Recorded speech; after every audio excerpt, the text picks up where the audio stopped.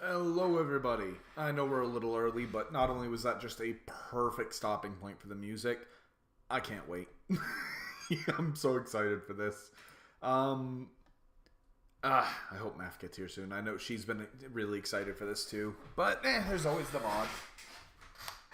So, today, I'm sure most of you already know, the Fall of Eternity Act 3 is... There's a reason I call this an audio book, because this alone is 2.5 hours. This is why we didn't just try and shove it in there last night.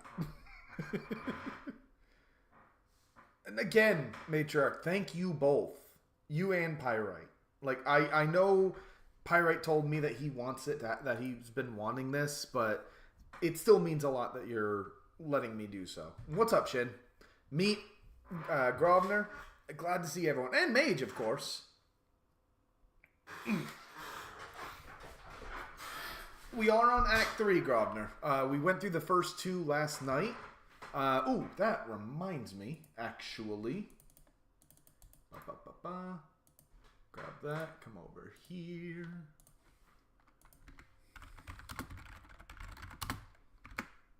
And we'll go ahead and hit that. Just so everyone, nobody has, sorry Matriarch, but nobody has an excuse not to watch this themselves. And you know what? Go ahead. Boop, pop that like. Yeah, honestly, like, I want to say it's good for that because the narration is so good, but at the same time, it's like I feel like it deserves full attention. Anyway, enough stalling. On we go. Act 3. Pyrite felt the mountain shake. Before he could fully turn in search of the source, he was blown off his feet and crashed to the black brick beneath him. His breath caught in his throat, not because of the impact, but because of what he saw. The astral atrium was gone, replaced by an enormous explosion of dazzling colors. Much of the central keep was consumed by the ever-expanding sphere of light until, all at once, it vanished. Sorry. Pyrite was left in the waning light of the evening sun. Snow began to fall on the besieged castle. Pyrite sat up and held out a hand, watching as a snowflake landed on it. He clenched his fist and got to his feet. He wasn't sure what had just happened, but he couldn't afford to remain distracted. He turned from the eviscerated ruin of the central keep and ran down the black brick of the northern bridge. The Spellweaver's villa stood tall before him, and his eyes caught on the circular stained glass window that looked out from between the tall pillars. On the window was the sigil of the house, emblazoned in purples and silvers, the image of an overturned hourglass, its sands no longer falling. Pyrite turned his gaze down from the proud emblem. I knew that was the reasoning behind the sideways hourglass. Not to mention, of course, it looks like eternity, it looks like an infinite, but it is very poetic, and I just really love it being brought up like that. And pushed past the large entrance doors. The foyer was empty and dark, like that of the central keep before. Unwelcome memories pushed their way into his mind as he looked around the room. He suppressed them and ran up the grand marble steps to the second floor, and then deeper into the villa.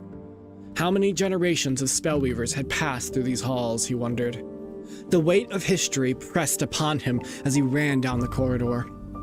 But, despite his wandering mind, who he was looking for wasn't in the villa, but past it. Pyrite opened a final door at the back of the villa and was greeted by cold, tempestuous wind slamming against his exposed face. Good word. It grabbed the door from his grip and ripped it off its hinges. It fell away into the blanket of snow that poured over the mountains. Through the blizzard before him, Pyrite could see the sky above rotating like a cyclone. Whatever that explosion had been, it had disturbed the sky, causing this white hurricane. Seriously? He asked. He manifested a heavy cloak, pulled the hood over his face, and stepped onto the black brick. The Tower of Kav'Voth loomed beyond the short bridge. Kav'Voth, huh? I know this was made long before you knew me, but ain't that a fucking coincidence? He used his glaive's spiked lower haft to steady his steps as he forced his way through the snow and wind. The violent gusts threatened to throw Pirate over the edge, but he pushed on, manifesting spikes that extended from his boots to dig into the growing blanket of white that covered the black brick. Finally, he reached the tower entrance and was practically blown inside. Pirate pushed the door closed and set his hand against it. He willed the door to change, and it attached to the stone wall, locking it shut. He knew it wouldn't stop the invaders, but it would at least give him some warning. He turned and glanced around. Unlike the villa before, magical lights hung suspended in air and cast the steps before him in a light blue glow. As he ascended the tower, he wondered what he would say, wondered how he could explain. The spellweavers were one thing, but the matriarch was something else entirely. Pyrite's chest grew tight as he imagined their coming conversation. He reached the top of the tower and extended a hand towards the door, but he hesitated. And that's when he smelled smoke. His own worries overtaken, Pyrite shoved the door open and rushed inside. He looked around the room, searching for both the matriarch and the source of the smell. But the room was empty, barring the many open cabinets and spilled catalytic ingredients. Panic gripped him. Where was she? The spellweavers had told him she was here. Pyrite's thoughts fell silent as his eyes found the source of the smell. He rushed to the open window and saw flames. The entire central keep was on fire. Eons of history burned bright red against the falling snow. He felt weak as he watched the flames spread. It's not enough that they destroy us. They'll burn our memory to ash. Just erase. Through the snow, Pyrite could see the... That is so brutal. I've used that in my own writings as like the ultimate punishment. Execution isn't bad enough. You will be erased. You won't even be a boogeyman. You will have never existed. Damn. Bridge leading from the central keep to the villa. He saw the three figures walking down it, and a growl rose from his throat. Sacred. Ooh. Suddenly, something moved behind him, and Pyrite wheeled, glaive raised. Before him, a small stone golem stood, unfazed by Pyrite's threatening blade. When Pyrite recognized the golem, he lowered his weapon and breathed a sigh of relief. Ven. Where's the matriarch? The small construct, which served as the matriarch's personal assistant, turned away from him and half walked, half waddled over to one of the counters that lined the room. Its emotionless voice, semi-sentient as it was, appeared in Pyrite's mind via telepathy. The matriarch is on the west side patio. Of course she'd be in her grove. Pyrite rushed toward the door, but the golem wasn't done talking. I was sent to retrieve further drakebone chalk and hellcat hair. Pyrite looked back at the golem, who was reaching his small stone arms up toward the countertop. Help. Pyrite sighed and set his glaive against the wall. He walked over, picked up the golem, grabbed the ingredients it pointed out, and headed back to the stairway. So she really is still trying to complete the ritual, he thought. Yes, the matriarch is certain she is on the verge of getting it right. Then interjected. I'm frankly surprised that neither of you have made that vent help into a sound redeem. Pyrite looked at the golem. Ven, get out of my head. The golem looked back at him. The two rubies the matriarch had set into its head to serve as faux eyes glinted as they passed the floating lights. Understood. After a few more moments in silence, they reached a set of double doors Pyrite had passed on his way to the matriarch's lab. He set the golem down, pushed the doors open, and felt a chill run down his back. In front of him stretched a large field of flowers.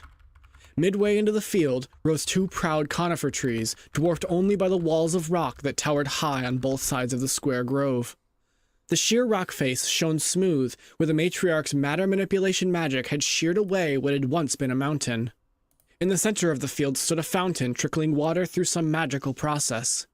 The grove, which Pyrite felt to be entirely out of place on these frigid peaks, served as the preferred space for the matriarch, who had found the Tower of Kav'Voth too claustrophobic for her tastes and purposes.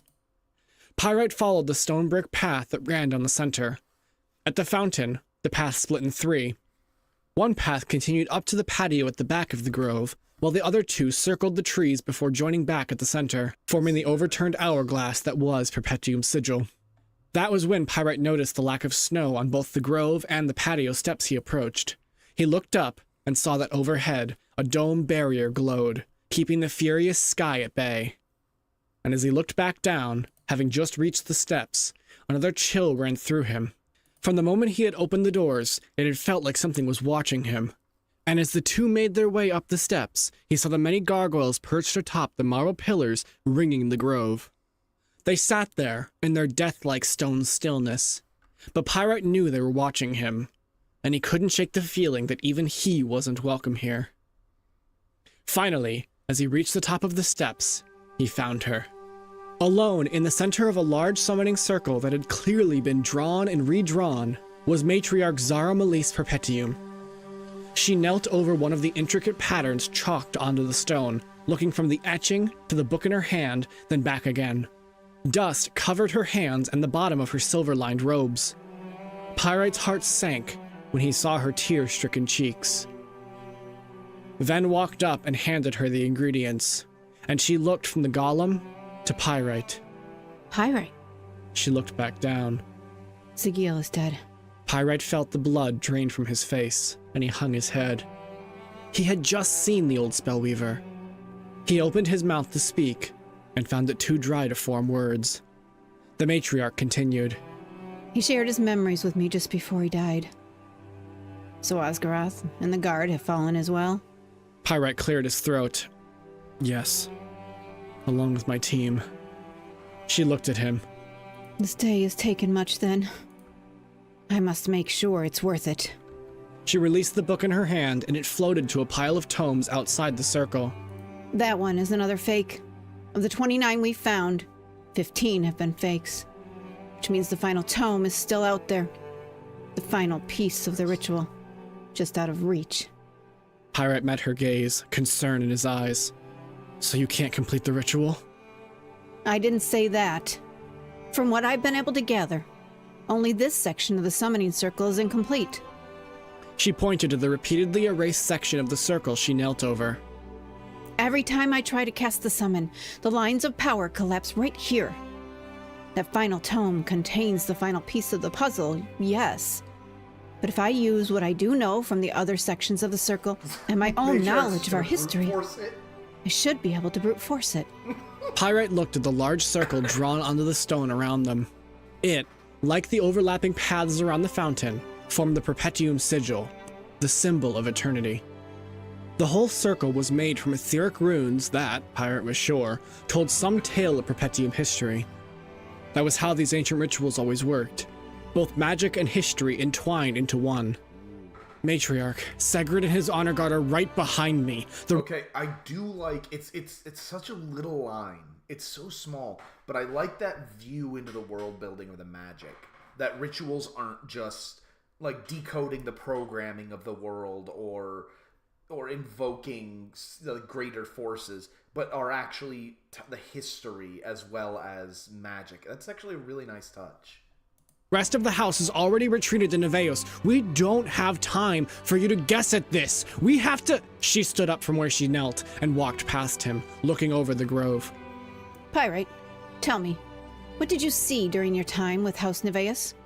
Confused, he said, They're casters who specialize in ice magic? Oh, I meant, what were they like? Their leader, their people, their culture. Pyrite recalled the time he had fought alongside the casters of House Neveos during one of their yearly wars against their southern neighbor, House Aduro. They're militaristic, aggressive, but at their core, they're opportunistic cowards. They only ever attacked when they had an advantage and saw little shame in abandoning those they fought alongside. Aggravation at the memory burned in Pyrite's heart.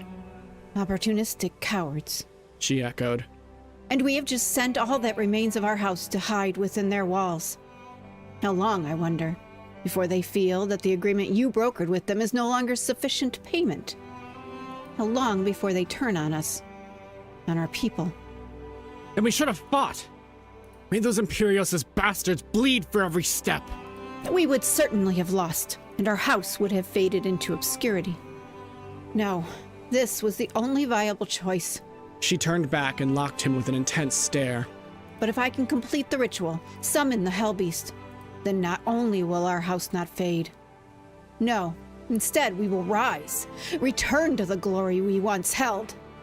But Matriarch, we don't have enough time. I will not be known as the matriarch who let Perpetuum fall a second time. She shouted. Then, quieter, she added, Not while there is still a chance. Pyrite looked at her tear-stricken eyes. Then you'd best get to work.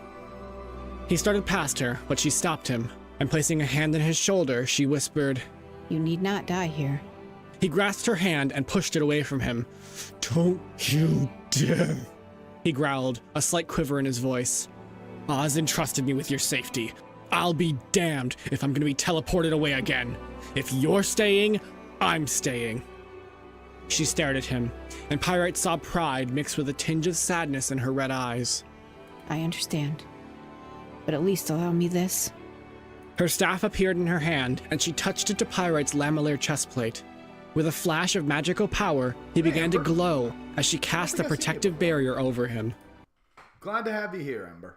We're still going through Fall of Eternity by Pyrite here.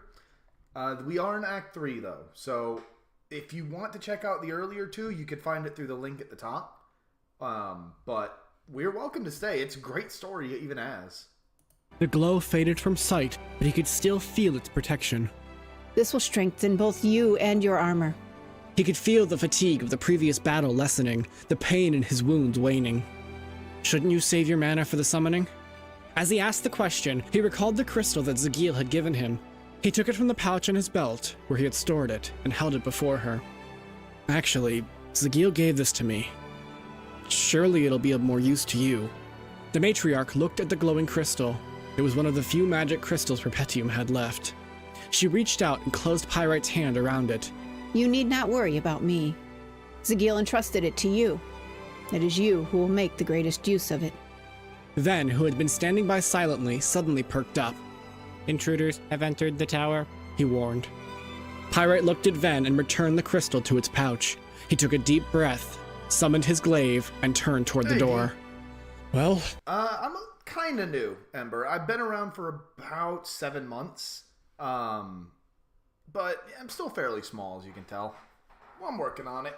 And I'm glad to see you here, D. Listen, about 7 months ago. I suppose the time has come. So it has.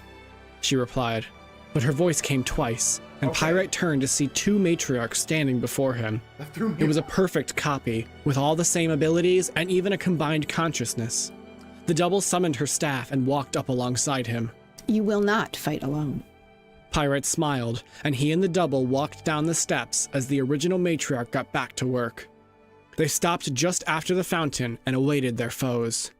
Pyrite took his place in front of the matriarch as they began to hear the heavy footfalls from outside the tower door. He raised his glaive to guard and turned his head to look back at the double. Can you do it? Can you summon the beast? The matriarch before him met his gaze, her eyes burning with determination. Yes. Good. I trust you. Mother, he said, as his helmet materialized around his face. Good. The door I exploded know out. It doesn't really hit the same for us because we all know the Perpetuums, but that's a pretty good lore drop. Like, it's just so... Once again, it's such a small little aside almost, but I feel like that's the best way to weave narrative in. Ember, I honestly play a little bit of everything, but I mainly go a little older, but mostly RPGs. In a shower of splinters and rent steel, Pyrite took a deep breath as out from the rising dust walked the honor guard, with Segrid right behind. Pyrite's weapon, already reformed into a spear, shot from his grip, a blur of steel and wood streaking across the grove. The honor guard lunged forth and swatted it from the air with a swing of his axe. From over Pyrite's head, a boulder that dwarfed the great pines was flung toward the invaders. As it reached them, the matriarch... That reminds me, this didn't come up yesterday, but I thought about it. I need to make sure I do it today.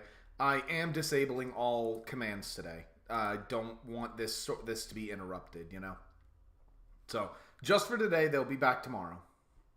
Opened her outstretched hand, and the boulder turned red hot and erupted, showering molten magma over its targets. I don't think so, said a voice within both of their minds.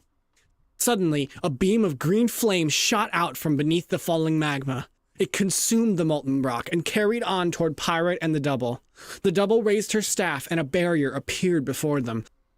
The beam impacted and exploded out, disintegrating the grass, flowers, and bushes around them, everything it touched turning to dust. As it waned, Pyrite let out a growl. Sigrid and his honor guard walked toward them unharmed, and behind them was someone Pyrite knew all too well. Disgust boiled within him as the traitor stepped into the grove. Oh, Sargal, whispered the double. The spellweaver, still wrapped in the embroidered purple robes of House Perpetuum, stood beside Sigrid and his two remaining honor guard. Hello, matriarch. His croaking words. I'd say he sounds like a snake. Phenomenal voice work on there, by the way, Pyrite. But man, let's not insult snakes here. Reptiles didn't do nothing to deserve that. Carried the venom of hatred. Before the pair could start slinging insults or spells, Sigrid spoke, not to the matriarch, but to Pyrite. You must be the mercenary who led the defense outside. Pyrite gave no reply. Rather, he was eyeing Sargal. That was him in my mind a moment ago, right? Is that going to be a problem? He asked. I'm blocking any further intrusion. What are our chances here? The matriarch asked in return. Terrible. Pyrite sighed internally. We're outnumbered, and while I might be able to hold out against one honor guard, I have no delusions of my chances against two. And I have no chance against Sargal. The admittance hurt his pride, but this was no time for ego. Even worse, I have no idea what tricks Sigurd might have up his lordly sleeves. Sigurd continued, unaware of the telepathic conversation. Why die for a doomed house? The Lord reached out a hand in offering. Join me, and you will know wealth and glory more than you can possibly imagine. Pyrite turned his eyes back on the Lord. Were this any other case, were Sigrid any other lord, Pyrite might have genuinely considered the offer. But this was different. My model is actually made by my wife, Ember. You don't seem to know who I am, Lord. I'm not just a mercenary. Sigrid narrowed his eyes as the Perpetuum banner appeared on the haft of Pyrite's glaive. I am Pyrite Perpetuum, son of Matriarch Zara Malise Perpetuum. A sadistic smile crossed Pyrite's face. And I will be the one to claim your head. As Pyrite finished speaking, the double rose into the air, staff glowing with power. Sigrid frowned and waved a hand to his honor guard. Then you will die with your house. At his word, Sargal's staff flared and the honor guard raised their axes. A blast of vicious lightning shot from Sargal's staff and spidered through the air toward the double. She barely had time to raise a barrier, and it cost her. As the bolt slammed into the barrier, it collapsed. The blast sent her flying back across the grove and into the steps. In the next moment, Sargal vanished, having teleported after the matriarch's double. Pyrite was just about to give chase when the matriarch's words reached his mind. Focus on the enemy before you. I'll handle this damned traitor. Her voice carried no sign of the impact she had just taken. From beneath his helmet, Pyrite smiled at his mother's confidence. Sargal had long been the house's foremost offensive caster, and he was a monster at that. But where he was a monster, the matriarch was like that of the old gods. The larger honor guard lunged forward, axe raised. The red scale of his armor blurred in Pyrite's vision. He was fast, faster than anyone his size had any right being. Pyrite wanted to dodge out of the way of the descending axe, but couldn't. All he could do was raise his glaive to block. It was a mistake. Pyrite's eyes went wide as the full force of what felt like a stone Goliath crashed into and nearly through his block. His legs gave, and he fell to one knee, just barely holding the hungry axe a mere hand's width from his shoulder. With the blade so close, he could make out the carvings of runes. Pyrite released his block, letting the axe blade fall against his gorget. As it did, the runes ignited and the whole blade glowed orange. It let out a vicious hiss as it contacted the barrier surrounding him, coughing sparks as it tried to burn its way through. Pyrite roared and thrust his glaive's curved blade into the armored abdomen of the honor guard with as much strength as he could muster. It slammed against the hard scales and stopped, but it was enough. The demon rocked back, and his axe came off Pyrite's shoulder with a crackling pop of arcane fury. Pyrite got to his feet. Whatever that weapon was, it was clearly imbued with some kind of magic. Pyrite gave thanks that the matriarch had cast the barrier over him, as without it, he didn't even want to imagine. He glanced at the other honor guard still standing beside Segrid at the entrance to the grove. His axe too bore the markings of runes, but they were different and looked burnt out. Do each of them bear different artifact weapons? He wondered. The honor guard in red hadn't re-engaged. He was just standing there, head cocked to the side as if studying Pyrite. The large demon tapped a finger on the haft of his axe, and a feeling of nostalgia hit Pyrite. Pyrite ignored the feeling. In his left hand, he manifested a spear and drove it into the dirt behind him, a contingency he knew he would need. Then he charged, glaive raised high. The honor guard reacted. Quick as ever, he swung his axe to parry the descending blade. Pyrite pulled the strike and watched as the axe swung through empty air. As he reached striking range, he rotated the glaive and thrust its deadly spike straight toward the red demon's throat. The honor guard's gauntleted hands shot out and caught the haft, stopping it. Pyrite tried to pull his weapon free, but found he was no match for the larger demon's strength. The honor guard pulled him close and sent a kick into his abdomen. Pyrite flew back, tumbling through the air and into the backup spear, just as planned. He grasped it, landed on his feet, and launched it, aiming right for his opponent's head. With no time to react, the demon instinctively dodged, and as the spear passed him, he realized what he had done. The spear tore through the air toward its true target, Segrid. The second honor guard didn't react in time, and the spear gave a loud crack as it tore through the door behind them. Lordly blood fell from the gash in Segrid's cheek. His head cocked to one side, he let out a furious growl as he glared at Pyrite. He had dodged death, but his pride smoldered like the fiery red of his eyes. Pyrite, breathing hard, manifested a new glaive and pointed it at the Lord. "I told you, didn't I?" he declared through labored breaths. "I'll be claiming your head." Before Segrid could respond, the honor guard before him gave a hearty laugh. It is you! I'd recognize that arrogance anywhere! The guard threw his axe onto his shoulder and, with his offhand, removed the skull mask from his helmet. For a moment, Pyrite's focus faltered, because he knew that face. "Nakarada," he demanded. It took me a moment to remember, but only you would have the gall to disrespect a lord so directly, he bellowed in his rough voice. Oh, how I've missed that. Pyrite, his surprise fading quickly, maintained his guard, watching Nakarada closely. Old companion or no, he was fighting for Segrid now. "Last time I saw you, you were fighting in the Bellicose arena. What happened? Did the blood-choked sand prove too much for you?" Nakarada gave another chuckle, though it was quieter than before. That was a century ago, Pyrite. And besides, Lord Segrid pays rather well. For the record, I am keeping an eye on chat, Ember. It's just I am not up for dealing with negotiating any kind of new model right now. And yes, I am incredibly engaged in this. I do love, though, Pyrite, well done on threading this greater history in the background. You know what I mean?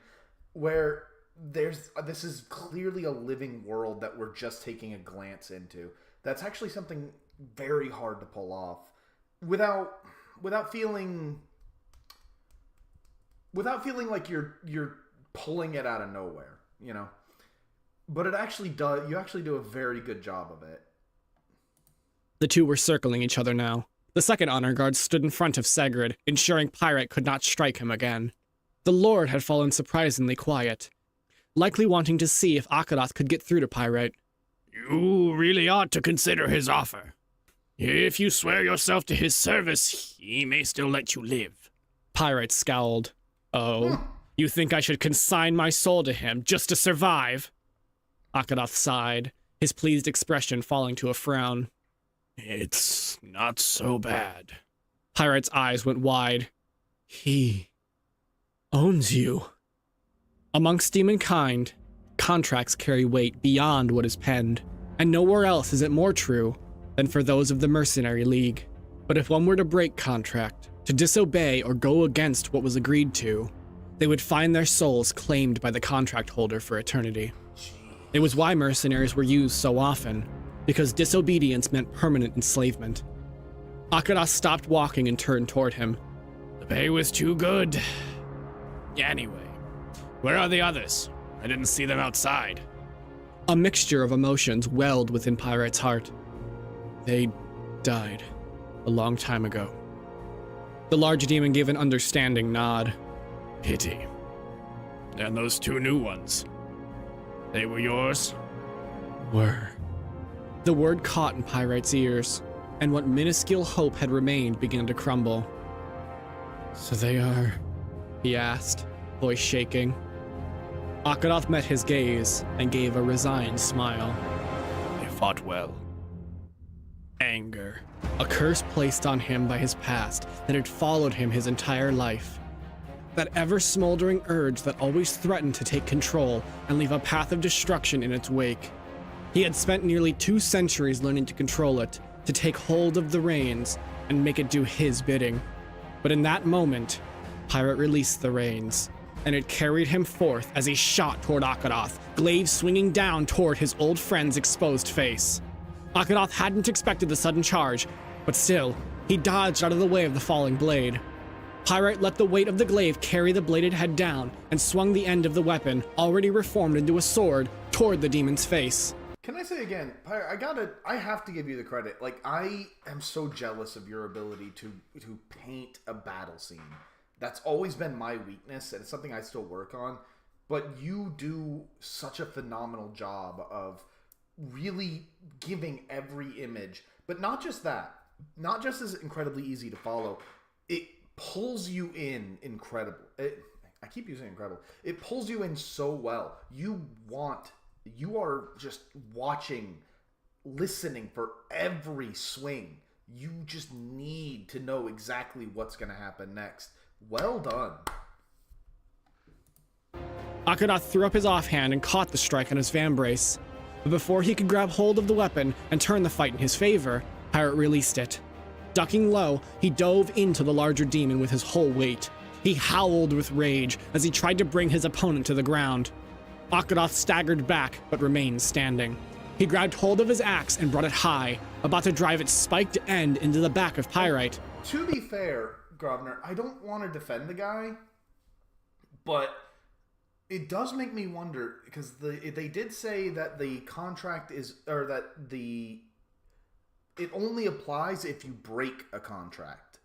So it makes you wonder, while he's saying, oh, the money was too good, the money's too good, you should join, it's not bad, something wasn't good enough that he needed to break the contract. So, and he doesn't strike me as the kind of guy that just does that for no reason, especially because it seems like everyone would know the cost of that. So there's something else there, I feel like.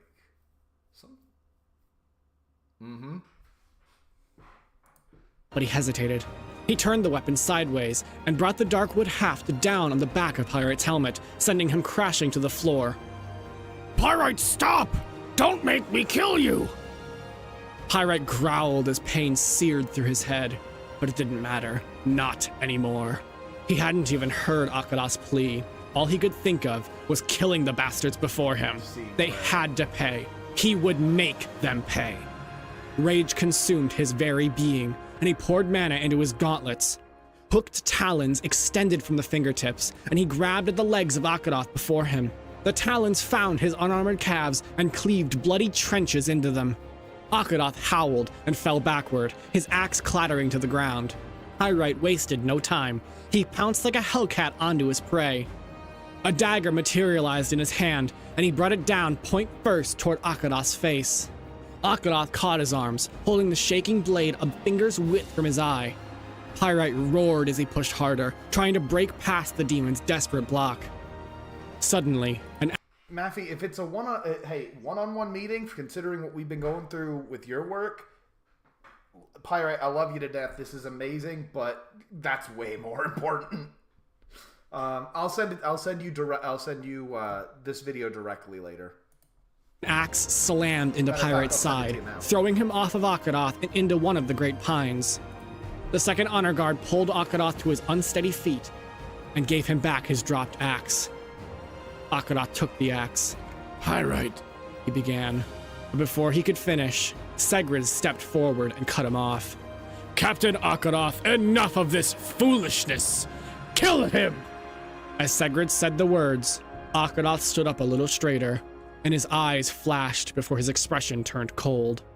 Akaroth grabbed his skull mask from his belt, and, glowing eyes never leaving Pyrite, put it back on over his face. Yes, my So lord. it's not just For a- so it is full control. Because the command didn't just force him to do it; it forced him to. It forced his emotions even, or deadened them even. Moment, Pyrite's fury had faltered, and he lay there on a bed of pine needles, trying to catch his breath. The blow had dented in the lamellar plates on his side, and he could feel them pushing into the padded coat beneath. Pain radiated from beneath the crushed plates. He clenched his fist, only to recall that he had dropped his glaive a while ago. They were coming again. 2 slaves to Segrid's will. He could see them approaching, axes at their side. Clearly, they didn't think he was much of a threat anymore. He expended more of his dwindling mana reserves into his hand, and a new glaive assembled itself in his grip. He didn't have much mana on the best of days, and today was not the best of days. His material transmutations and weapon summonings didn't cost too much to cast, that's why he used them. But still, he would run out soon. I need that on. Think I'll be joining you after all. He planted the spike of his glaive into the dirt and heaved himself up. His gaze snapped from Akaroth to the second honor guard, then to Segrid. His fury reignited and adrenaline coursed through his veins. He raised his glaive to guard and charged at the approaching demons. They reacted, swinging their axes at him from both sides. Pyrite parried the blow from Akaroth and took the second on his pauldron. Plates bent as the axe slammed into his shoulder. Pyrite let out a growl and kicked the second honor guard in the abdomen, sending him stumbling back. His shoulder free, Pyrite grabbed Akaroth's axe with his offhand and thrust his glaive's blade toward the red demon's throat. Once again, Akaroth caught the weapon by its haft, but Pyrite had expected this. He wrenched both weapons toward him, pulling Akaroth in, and slammed his armored head against the demon's skull mask. He felt it dent in, and Akaroth recoiled. Pyrite released the axe and pulled his glaive back to strike, but a second axe slammed into the exposed horn on the side of his head and sent him reeling. The shock of it stunned him, but he was recovered by a surge of adrenaline and turned to face his attacker. A second blow came, the axe swinging in an arc for his abdomen. Pyrite couldn't react fast enough, and the blade slammed into him. It sent him skidding, but he found his footing and pushed past the axe, closing the distance between them. He threw his glaive over the demon's head and tried to wrench him to the ground. He felt the honor guard punching him in the abdomen over and over. Just as he was about to pull his opponent off his feet, Akaroth's axe slammed into his back. The runes along its blade ignited against the magical barrier. Pain shot up his spine and he released his grip, his glaive clattering to the floor behind the honor guard. His legs felt wobbly, but he grasped onto the honor guard before him and sent a fist into his skull mask. Metal clanged against metal, and Pyrite fused his gauntleted knuckles to the mask before wrenching it off. Hate-filled eyes greeted him. Pyrite reached back. Brilliant use of transmutation, by the way. Just fuse the metal of your gauntlet to their mask. Fuck you, it's mine now. Planning to punch the bastard with his own mask. But he didn't get to, as, with one hand, Akaroth grabbed Pyrite by the back of his gorget and pulled him off his comrade. With a heave, he shoved him to the ground, kneeling on his back. He looked up at his comrade and nodded. Pyrite raged, trying to grab at Akaroth, trying to wriggle free, but he couldn't. He was trapped. Why were they so strong? Akaroth had always been a beast, but this was something else entirely. Then he saw the answer. Off to the side, with an expression of sadistic satisfaction, was Segrid, and around his neck was an amulet of glowing gold. The way it glowed, Pyrite knew, even in his rage-addled state, it meant it was an artifact. Coward. It seemed bitch. to wash over the 2 honor guard. The second honor guard got into position beside them and raised his axe like the executioner he was. Pyrite looked up at the ravenous blade. It looked much bigger from where he lay. Fury filled his eyes, and they grew brighter as he cast the spell. Self-destruct. It wouldn't be much of an explosion, he knew that. But it would at least take the damned honor guard with him. Pyrite, hold your breath! Cried the matriarch. Pirate reined in his anger and halted the spell, craning his head to look up. There he saw her, the matriarch's double floating above the stairs, her hand raised toward the barrier above them. The honor guard, too, were staring up at her, registering her as the greater threat. Then, all at once, the barrier vanished, and thousands of pounds of snow that had piled up on its surface fell onto the grove. It crashed into them, burying them alive. 3 days prior. The matriarch took her seat at the head of the long table. The room around her, the Spellweaver's council chamber, was lit by blue flames that hung suspended in the air. 8 of the 9 Spellweavers bowed their heads respectfully from where they sat around the table. One of the chairs, the one just to the left of the matriarch, was empty. Her eyes caught on the empty chair. It was so unlike him to miss a meeting, especially an emergency meeting. "What's the situation?" the matriarch asked. Osgarath, on the right side of the table, stood with a polite nod. Matriarch, House Imperiosus has crossed the border en masse. My conjurers are claiming they number in the tens of thousands. The matriarch narrowed her eyes. It's hardly the first time. I will say, Shin, Grosvenor, me, at least, and I mentioned this to Pyrite before, with House Imperiosus, their main strength seems to be their numbers. At least House Perpetuum has an ally in Frostgrave that specializes against big numbers. You bring more soldiers, we're just gonna raise them up against you. This shit won't ever happen again. The teleportation traps will send them back. That's just it, my lady. The traps aren't working. Well... The old Spellweaver fell silent, at a loss for how to explain. Right, I forgot. I'm sorry. Solmar, seated opposite Osgarath, cut in. It's not that they're not working, they're being disabled. The matriarch's eyes widened for a moment, before again narrowing with confusion. Disabled? She echoed. How? The Spellweavers exchanged concerned glances, and the matriarch raised an eyebrow at their uncharacteristic nervousness. Finally, Zagil spoke from his seat at the far end of the table. His voice was low and barely hid his fury. What they are afraid to tell you is this. He raised his staff, and the gem at its top glowed with arcane power. A portal opened above the table and showed the massive Imperiosus army marching through the mountain pass. Zagil raised his free hand and spread his fingers. The portal's view zoomed in on the head of the army. There, mounted atop a skeletal steed, was Sargal. He rode alongside Segrid. Sargal? The matriarch thought. She had to stop herself from audibly gasping. She watched as the Spellweaver pointed his staff toward the ground ahead of the army. A moment later, the hidden teleportation trap flashed and died. Then he looked up at the portal and launched a fireball directly at it. The portal snapped shut before impact, and there was a collective groan in the room. Sargal has betrayed us, Zagil growled. He is disabling the traps as he leads Imperiosus here. The room was quiet for some time. The matriarch's mind raced with the shock of the revelation. Sargal had been openly critical of her rule, sure, but to go as far as betray the house? Even worse, to align with Imperiosus? The matriarch closed her eyes and let out a long breath. You are the matriarch of House Perpetuum, she told herself. Get it together. Osgarath, have the conjurers engage. Osgarath nodded and explained. They already are, matriarch. But Sargal is countering them. They tried to catch the army in a landslide, but he teleported it away. The Goliaths and Gargoyles are engaging, but they're barely making a dent. I'm sorry. I know it's not funny, but just the image of, all right, they're at the bottom of the valley. We'll hit them with a landslide. hit a full avalanche, and where the fuck did it go?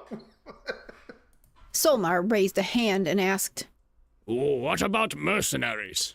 Could we send out a request for aid? They've proved capable of turning battles in the past. We could even teleport them in. Tolmak shook his head. It's unlikely any would respond. The Mercenary League is still recovering from the last mercenary war. Their whole leadership chain is in chaos. We don't need help from any filthy mercenaries anyway. I love the concept of the mercenary war. Like, just the type, that alone is so gorgeous. Brings to mind, and you tell me if this was intentional, Pirate, brings to mind the wars over in Italy. I think it was 1400s? And yes, the only reason I know that is because I, come from, my heritage is Italy. What a nice day. Shit! But yeah, reminds, because every time I hear the mercenaries, my brain immediately goes to the Venetian mercenaries. Yeah, because that is still the sickest piece of historical trivia I have ever heard in my life. That the Venetian mercenaries were so good. Oh, then you'll love this, Pirate. The Venetian mercenaries were actually so good. They were paid not to show up.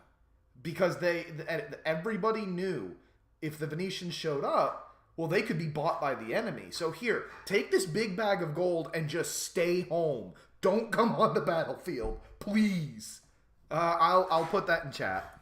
We are House Perpetuum, declared Ugrath, his arms crossed. We don't have the capability to face so many on our own, said Ulvan. Alone we face annihilation. Enough, the matriarch demanded, and her voice sent a flicker through the blue flames hovering above. What about House Nevaeus? Began Ulvan. While they have agreed to assist us in matters of war, they were exceptionally vague on how much they would assist us. The matriarch rubbed her brow. Ulvan, Renaud, go to Nevaeus and call in the favor Pyrite afforded us. If they won't grant us martial assistance, at least ensure they will house our people. Ulvan and Renaud bowed their heads, but Ugrath shot up. You can't be serious! Matriarch! You would have us run? What would She you held do, his sir? gaze. I would have you live. I would have you not die here. I would have House Perpetuum survive extinction. His furious glare gave way to a sadness so deep that she felt her heart ache in her chest. But, Matriarch, we are House Perpetuum. We can't have fallen so far as to become refugees. Let us fight. If we are truly destined to end here, let us burn our memory into the hearts of all those who would see us fall, that we may be remembered for eternity. She looked from Ugrath to the other members. I do appreciate the pride. Just like, yeah, you know what? We might die, but I would rather die on my feet defending the honor of my name than to hide. I appreciate that. I recognize that. Of the council. I would like to know where you all stand. All those in favor of retreating from Perpetuum Keep, raise your hands. Ulvan, Hey, Azul, Nag. and Solmar raised their hands. Sleep well, Nag. Thank you for And dropping those in favor of fighting? Ugrath raised his hand proudly. He was joined by Osgarath, Bolgan, Renaud, and Tolmak. And, at the far end of the table, his eyes glowing with ancient fury, Zagil held up his hand. You too, Zagil? I mean no disrespect, Matriarch, but I lived through the fall. Back then, we gave up too easily. The fall of the Hellbeast proved too much for the Spellweavers of the day, and they decided to run. And we've been paying the price for that decision ever since. This one keep is all we have left. If it were up to me, I would never stop fighting for it. Then, She hesitated. the weight of Perpetuum's future hinging on her next words. We will I said, if it were up to me. Zagiel interrupted. But it isn't up to me. It is up to you. Okay. What is your will? I know we said we already sung his praises plenty, but fuck it, we're second verse, same as the first. Zagiel the goat. Just like I look, you asked me what I thought. This is what I think. I'm not telling you what to do. I'm telling you what I think. You're in charge. Matriarch of House Perpetuum. All eyes turned to her. Our house is more than this one keep, Zagiel. It is all of us. Each one of you around this table, and all those who remember our legacy. We cannot fall here, for we are eternal. She met each gaze. Is the house the home you're in, or is the house? Call it generic. Call it a little cliche. But the house is in the heart. You know what I mean? You can't lose the house as long as the people still live. I agree with that. But held Zagiel's the longest. I will summon the Hellbeast. Prepare to stall the enemy for as long as you can. But in case I am unable to do it, we will evacuate the house to Nevaeus. That House Perpetuum may live on, and have the chance to reclaim what has been lost. That is my will. Hey, Jay. See it done. I'll handle this damned traitor. The matriarch told Pyrite and cut the connection, Holy unable to spare the shit. focus. Lightning erupted from Sargal's staff. 14 bolts of furious electricity danced through the air, painting the patio in purple and blue as they raced toward the matriarch. She was on her knees, scrawling one of the possible sets of runes onto the stone of the patio. She didn't even glance up as the jagged bolts closed in. The double appeared in front of her and swept a hand through the air. A wide barrier blinked to life. 13 of the bolts thundered into the barrier, expelling their energy into it before vanishing. The last bolt redirected just before hitting the barrier and arced over it. A moment before it hit the matriarch, a portal opened and swallowed it. The double closed her hand and glared across the patio at the traitor. Between them, the air still vibrated with the residual energy from the chaotic lightning. Not even a glance? Sargal asked, looking past the double. I know you can't finish it. The Hellbeast has always been your greatest folly. He took aim with his staff, and 50 fireballs appeared in the air before him, spiraling upon themselves before shooting across the patio. A portal opened, catching them and reversing them back at Sargal. He teleported to the side and watched as they exploded against the domed barrier behind him. The explosion sent a ripple through the barrier, but it held strong. I'm surprised you even bothered to come. The double said. Sargal smiled. Oh, my dear matriarch, I wouldn't miss this for the world. At long last, Perpetuum will be free of your foolishness. He tapped his staff against the patio's stone floor, and a small blast of green flame billowed out, an attempt to destroy the summoning circle beneath him. But as the fire burned out, the chalk-drawn runes remained unharmed. Protecting it with abjuration, he muttered. The double reached a hand back toward her true body and swept over it. Stone, glowing with lines of magical power, emerged from the patio floor and covered her and the space she worked in. You call handing Perpetuum to Sagrid freeing it? What has happened to you, Sargal? I knew you disagreed with me. But to betray our home? This is a new low for you, she declared, fixing him with a look of confusion. Sargal's lip twitched in the beginning of a snarl. I wouldn't expect you to understand. He swept his staff through the air, and black flames shot out. The entire patio erupted into a spiraling inferno. It reached up and lapped at the barrier, still holding back the blizzard outside, making it flash with displeasure. The double watched the black fire smash against the fresh barrier surrounding her like a sphere. Infernal Tempest, she noted. So he's going for a battle of attrition right away. She could feel her mana draining as the spell raged against her defensive magic. But the bleed was slow enough that she would most certainly win if she simply waited for him to exhaust himself. Behind her, her true body was safe, completely enclosed within the shell made from her bulwark of eternity. Nothing could get through that stone, not while she still had mana. She narrowed her eyes on Sargal.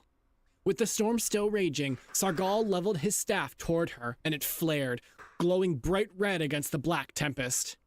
Then, it fired.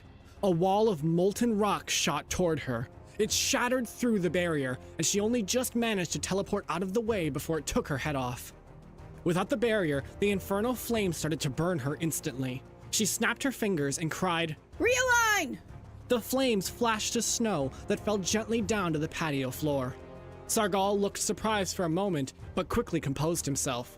You didn't think I was going to let you hide behind your barriers this whole time, did Fucking you? big talk from Oh someone hiding no, behind the troops the whole matriarch. fight. Here, today, we will finally find out which one of us truly deserves Lordship of Perpetuum. And it won't do for you to simply hide behind your shields. The double brushed an ember from her shoulder and lifted off the ground. I figured that's what this was about. And to think, She summoned a great monolith of stone in the air above her. you were considered the most devoted in your love for the house.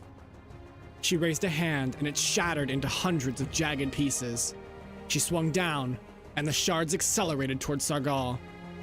He began his teleport, but the spell failed. His eyes went wide, and he conjured a wall of stone around himself that absorbed the shards and hid him from view. Arcs of lightning tore out from behind the stone wall and bore down on the double. She put up small barriers to meet each one, but they redirected around them, like hooks reaching around a shield. They slammed into the double and sent horrendous shocks through her. She fell to the ground, smoking and twitching with the residual shocks. The matriarch let out a sigh from where she worked on the final part of the circle. So he can control their path. She reached out a hand and gripped the air. As if holding a disc that wasn't there, she rotated it to the left. Reverse. She watched through her split consciousness as the double rose back into the air and the lightning retreated from her, back to the point where they had redirected around her barriers.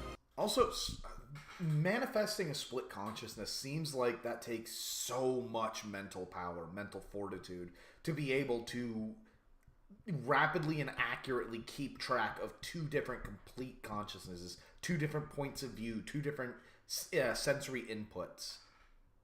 That's just impressive. She moved the barriers into the intended path of the bolts and let time resume. The lightning crashed into the barriers with cracks of thunder. The stone around Sargal crumbled away as he looked up at the double. My loyalty to Perpetuum has never faltered. He exclaimed. His eyes blazed with fury, yet were dull and lightless at the same time. But I cannot simply watch as you let our house fall to ruin. He genuinely believes that. She thought and conjured a barrier as another flurry of blasts, green necromantic flames this time, shot toward her. They collided with the barrier and exploded out, sending licks of disintegrating fire around the edges. She dropped the shield and stretched out her arms. Look around you, Sargal. Osgarath dead. Zagil dead. Is he controlled? Our soldiers all dead. The remnants of our great house forced to become refugees. She pointed to where Pirate was fighting and seemingly losing against Segrid's honor guard. You brought Imperiosis to our doorstep. This is all that you have wrought. She noticed Sargal flinch, and his eyes began to glow brighter. She could swear she saw confusion on his face as he stood there, seemingly stunned. She didn't wait. She poured mana into her staff, and it flared with power. The snow lying on the surface of the patio turned first to water, then to ice around the traitor's feet, holding him in place. Hundreds of diamond spikes began to materialize in the air around them, forming a hemisphere of glittering death, all aimed at the fallen spellweaver. But Sargal didn't react. He simply stared in a look of abject bewilderment. What? Zara. I would never. The double poured more power into her staff, and the spikes began to grow larger until each one was the size of a spear. She wove in another spell, matter acceleration, and the spears of diamond began to spiral and shake with potential energy, held in place only by the matriarch's telekinetic grip. She glared down at Sargal and whispered, Now face the consequences. She released the grip, and the spears ripped through the air, giving a thunderous crack as they broke through the sonic barrier. Sargal's eyes dimmed and grew focused once more. He took aim with his staff, and the air before him ruptured as the force of a volcanic eruption met the oncoming gemstones. It swallowed them, absorbing them into its molten mass, and carried on toward the double. She snapped her fingers, and the lava flashed to solid obsidian. She reached out and telekinetically took hold of the glassy stone beam. Grunting with effort, she reversed its flight back at Sargal. Green fire poured out from Sargal's staff and turned the... They were followed by another wave, and then another, forming an endless sheet of lustrous rain. You betrayed us for power. Declared the double. Hold up. Then you can die by mine. Hold on. I just saw... Did we lose some frames there for a second? Yeah, I might have lost you guys. I'm looking at it right now. Okay, I think we're back. Alright.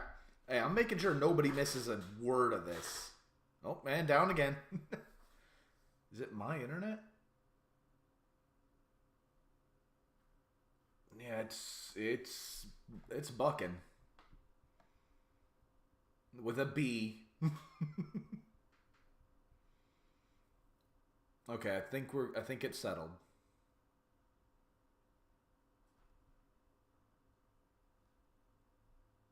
Okay. Alright. Sorry about that, y'all. Sargal met each of the hundreds of projectiles with a blast of disintegrating fire. The green light turned the patio a sickly hue, refracting against the onrushing waves of diamonds, casting out their own dazzling flashes as they were hit. The double continued the onslaught, sending wave upon wave at Sargal, but he was meeting each one with a spell of his own. More. She thought. She glanced over at one of the nearby mountains. If I can't out-conjure him, then this will have to do. She disabled the anti-teleportation field and stretched out her hand toward the neighboring peak. A massive portal opened within it, decapitating the proud mountain. Millions of pounds of rock fell into the portal. The double opened her hand toward the barrier-covered sky, and another rift in reality opened above their heads. Sargal's eyes widened as he looked up at the rock crashing down toward him like a meteorite. He spun his staff through the air and let forth a blast of light so bright it blinded the double and sent her flying back. It washed over the patio and the falling mountaintop, covering everything in its brilliance. Look my ass. The double, enwrapped in a fresh protective Literally, oh, you think you're good? You think you're big? Think you're tough? Cool. Hold this mountain. barrier, opened her eyes and realized what this was.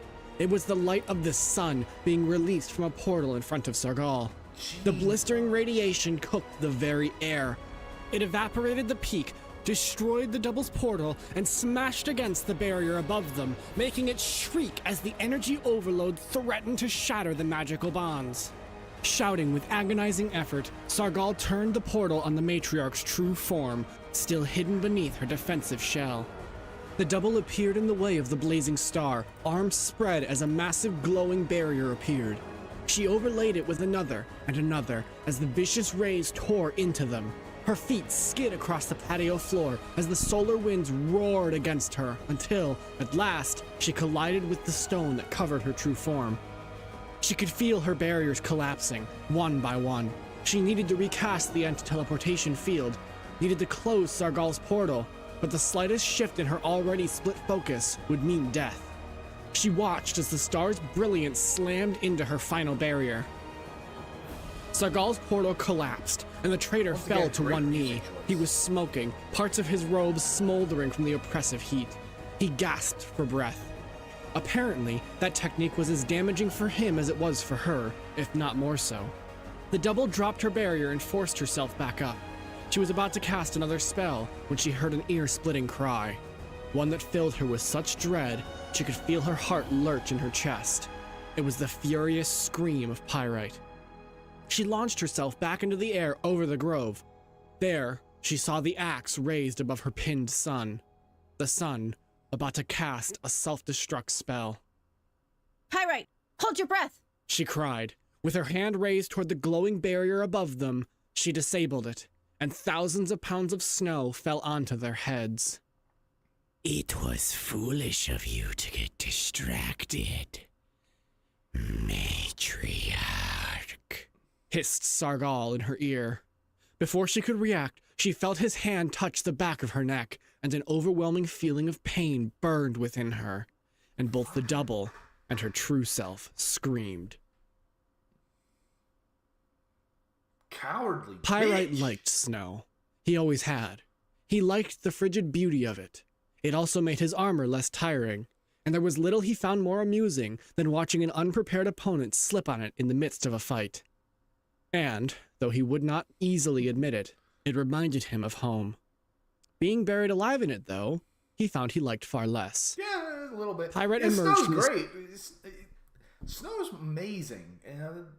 Get a couple of inches, a couple feet of snow, wonderful. A couple of 100 feet on your head, yeah, I agree.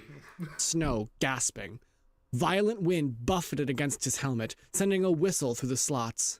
His blinding anger had cooled, and now he just felt tired. He looked around and found that the serene grove was completely covered. The matriarch was gone, and Pyrite could hear the rumblings of magical combat thundering from atop the patio. The honor guard, too, were nowhere to be seen, likely still buried beneath the snow. Pyrite hoped that they would suffocate, but he had a feeling he wasn't that lucky. Suddenly, Sigurd pushed out from the snow, his eyes wide with rage. Pyrite saw his chance and took it. He placed his hands in the snow around him and suffused it with magic. It hardened into ice, and Pyrite used its solidity to pull himself out.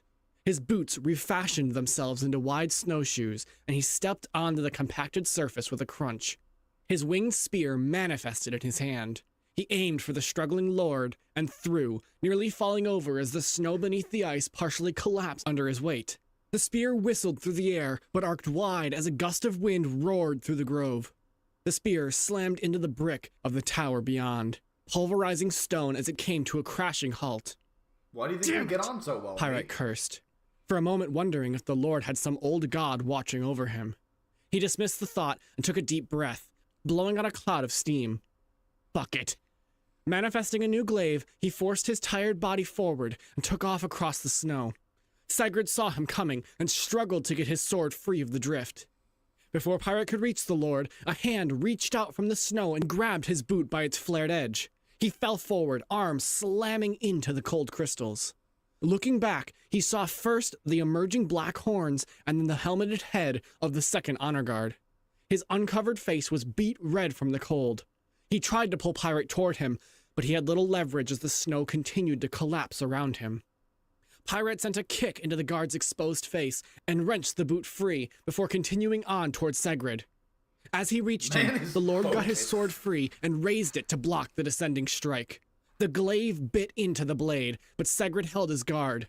He was strong, perhaps not as much as the honor guard, but still strong enough. Pyrite held the bind and leaned over the Lord, reveling in his misfortune. For a moment, he thought he detected the faintest note of magic being cast. Did he have something other than the empowering artifact? Pyrite narrowed his eyes. "What's wrong, Lord? Could it be?" he scoffed. "Could it be that Sigrid Imperiosis is nothing but a weak old demon without his minions?" Pyrite's helmet demanifested, and he fixed the Lord with a contemptuous glare. Pathetic. Then, Pyrite heard the whistling axe coming in from behind, and his helmet reappeared. He broke from the bind and dove out of the way, looking to see Kav'Voth pulling his strike before it slammed down into Sigrid. He had A reveled. leader who leads from behind is no leader at all. He's a follower. Too long. He jumped back, narrowly dodging Kav'Voth's follow-up swing. The larger demon tried to give chase, but he staggered as his feet sank deeper into the snow.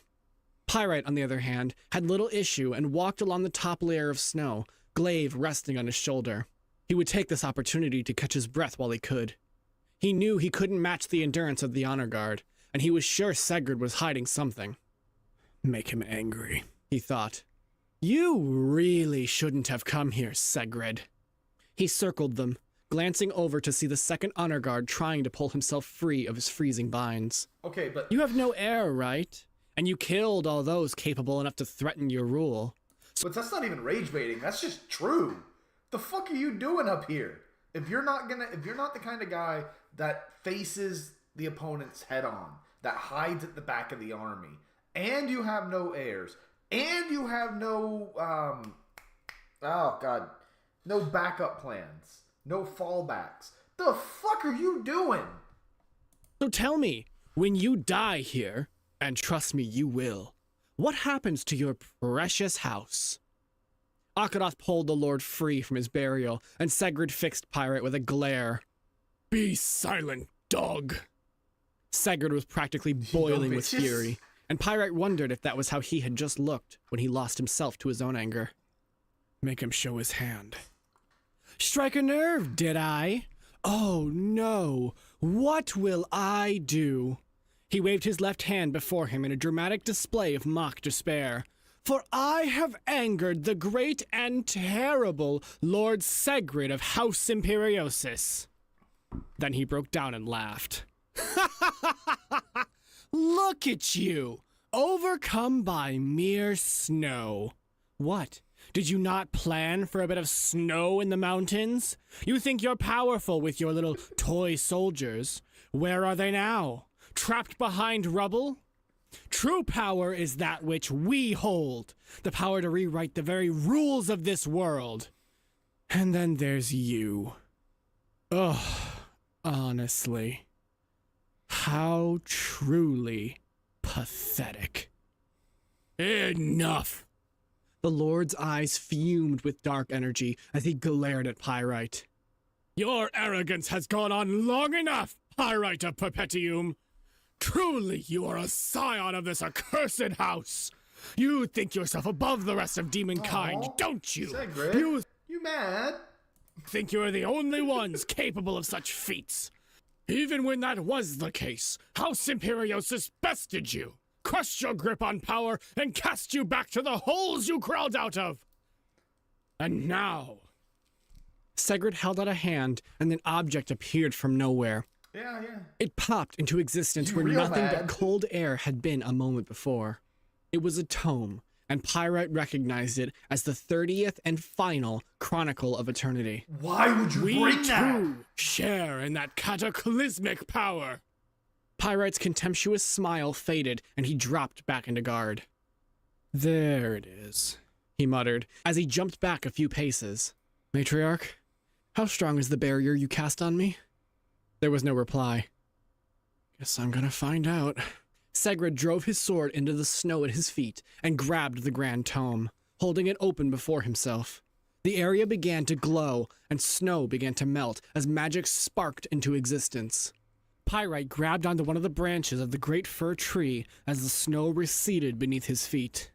Once it was gone, he dropped to the dirt and squeezed his glaive a little harder as he recognized the condensing plasma of Osgaroth's penultimate spell.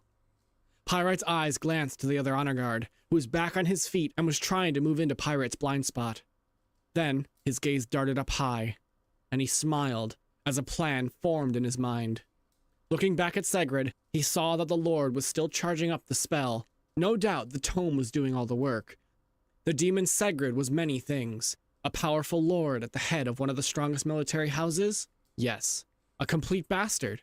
Pirate was certain of it. But he was not a caster. Pirate threw his arms out, as though welcoming the strike in. Well, come on then, Sigrid, he demanded. Show me that stolen power of yours. Show me just how strong we are. A growl escaped Sigrid's lips as he extended an open hand at the arrogant demon before him. The plasma sparked and jolted as it reached critical mass and shot forth, passing Nakaroth and spiraling toward Pyrite. Pyrite saw it coming and smiled. He stepped to the side and watched as it slid by. Branches of curling blue lightning quested out and touched his armor, but did little more than send a prickle through him. Just as he presumed, the tome could cast the spells, but they were pale imitations of the true things. Without the mana of a true caster, they would never compare. The plasma ball flew across the grove and exploded against the stairs beyond. Pyrite turned back toward the invaders, silhouetted against the blazing blue light. "It's not so easy, is it, Lord Pretender?" he asked with a slight cock of his head. Despite his haughty tone, however, his heart was pounding as he knew that had the Lord aimed for the ground where he stood, rather than his actual body, he likely wouldn't have survived the explosion. But he couldn't let Sigrid know that. Yeah. He needed him angry. He needed him blind and focused So effectively, man just tried to direct impact with a grenade launcher. Like, is the modern day equivalent of that. Like, he's that mad. on him. Sigurd's lip curled in a snarl, and he shouted to his guard, Kill him! Rip that arrogant tongue from his head and replace it with the steel of the blade! Kav'Voth and the second honor guard closed in on him, and Sigrid glared across the grove at him. I will mount your head on a spike for all to see what happens to those who cross me! Oh, yeah. Pyrite took a few more steps back and found the fountain behind him. The honor guard charged, axes raised, Kav'Voth from the front and the other from the side. More like Sigrid is... let's see. I hate to insult my own people. More like Sigrid's a spy main that picked up a demo man's weapon and was just like, oh, I know how this works. And Pyrite smiled once more. Gargoyles! Beady red eyes looked down from atop the pillars ringing the room. Kill the intruders! Gray leathery wings beat as 20 gargoyles slammed into the onrushing honor guard. Kav'Voth held 3 back with the haft of his axe before 2 more slammed into him from behind. The second honor guard howled with pain and fury as one raked its claws across his exposed face before dragging him to the ground. 2 of you, Pyrite announced, with me. The rest of you, tear them apart. 2 of the gargoyles peeled away from the embattled honor guard and landed beside Pyrite, letting out screeches of fury. Pyrite aimed his glaive at Sigrid across the grove. You don't get to hide behind your slaves anymore, Lord! Sigrid caught a charging gargoyle by the neck. It grasped and clawed at his hand, wings beating hard as it tried to free itself. Sigrid crushed its throat and dropped it. Grabbing his sword, he tore it from the brick and glared back at Pyrite. Fine, he growled. I'll kill you myself. Pyrite took off, his heavy footfalls drowned out by the cacophony of screeching gargoyles. Sigrid raised the Perpetuum Tome, and it glowed with arcane light. Lightning began to spark from Sigrid's sword, and he sliced through the air, sending a wave of electrical energy flying toward Pyrite. The gargoyle on Pyrite's left dove into the wave, and it absorbed into the creature's magic-resistant skin, leaving a glowing gash upon its surface. The gargoyle landed unsteadily on its feet, and Pyrite ran past it. Sigrid charged another spell, and Pyrite felt the air around him boil. He kicked out with his legs and slid forward. In the next instant, the air above ignited, orange flames licking at his horns. Using his glaive's spiked end as leverage against the brick floor, he sprang up, nearly within striking distance of the Lord. Sigrid scowled, and the book vanished, disappearing from his grip. Pyrite lunged in, glaive sweeping in a flat arc. Sigrid met the blow, blade to blade. Pyrite, too close to use the back end of the long weapon, shoved Sigrid's sword up, and the gargoyle dove in. It rammed its horned head into Sigrid's armored torso. Sigrid grunted and slammed his pommel into the back of the beast's head with a blow that sent out a shower of stone chips. The gargoyle fell to the ground, dead. Pyrite thrust his glaive forward, aiming for Sigrid's neck. Most of the Demon Lord was covered in exquisite armor, a mix of gold and silver, with the sigil of his house emblazoned across his chest. The only parts uncovered were his head and neck. Pyrite felt an abject feeling of disappointment. He never did understand why lords refused to wear helmets. Sigrid dodged to the side, and the glaive slid through empty air. The Lord pulled back his arm to counterattack. Because there is nothing more lordly. Actually, I was gonna be a smartass. There's nothing more lordly than daring death to kill you. But that's actually kind of badass. So... The pirate saw it coming and slammed the haft of his glaive into the Lord's face. He felt Sigrid's nose crunch under the blow, and he staggered back. Pyrite followed, glaive swinging down from above. Sigrid raised his sword to meet the strike, but he was stunned, still processing the pain in his smashed nose. Pyrite was loving this, and he met the demon's gaze. Ah, that one looked painful. Not gonna help in the air-making department, that's for sure. Sigurd shoved Pyrite off and slashed at him. Pyrite caught the blow on his weapon. He grabbed the Lord by the wrist, but a kick slammed into his abdomen and shoved him back. The blow had hit square in his lower ribs, knocking the air out of him. It was then that he noticed the artifact around Sigurd's neck was glowing, emanating arcane energy that swirled about the Lord. But we know those Cheating run out. bastard, Pyrite swore, and decided he should probably stop goading the Lord and focus on killing him. Sigurd came at him, faster than before. His blade thrust in, and Pyrite smacked it aside, but it was followed by another, and then another. The sharp tip of the sword smacked into the lamellibia of Pyrite's chest and shoulder. As another blow came in, Pyrite tried to parry, but watched as the blade stopped mid-swing and redirected to the opposite angle before smacking him in the side of the helmet. His ears were left ringing as Sigurd lunged in, throwing another strike that slammed against his pauldron. His armor was holding, but each blow was leaving a bruise that made it harder and harder to move. Pyrite leapt back. He was at a disadvantage so close, the length of his glaive hard to maneuver. Sigurd summoned the tome and charged a spell. A blast of wind slammed into Pyrite, taking him off his feet and throwing him across the grove. He crashed into the fountain and felt it crack against his back.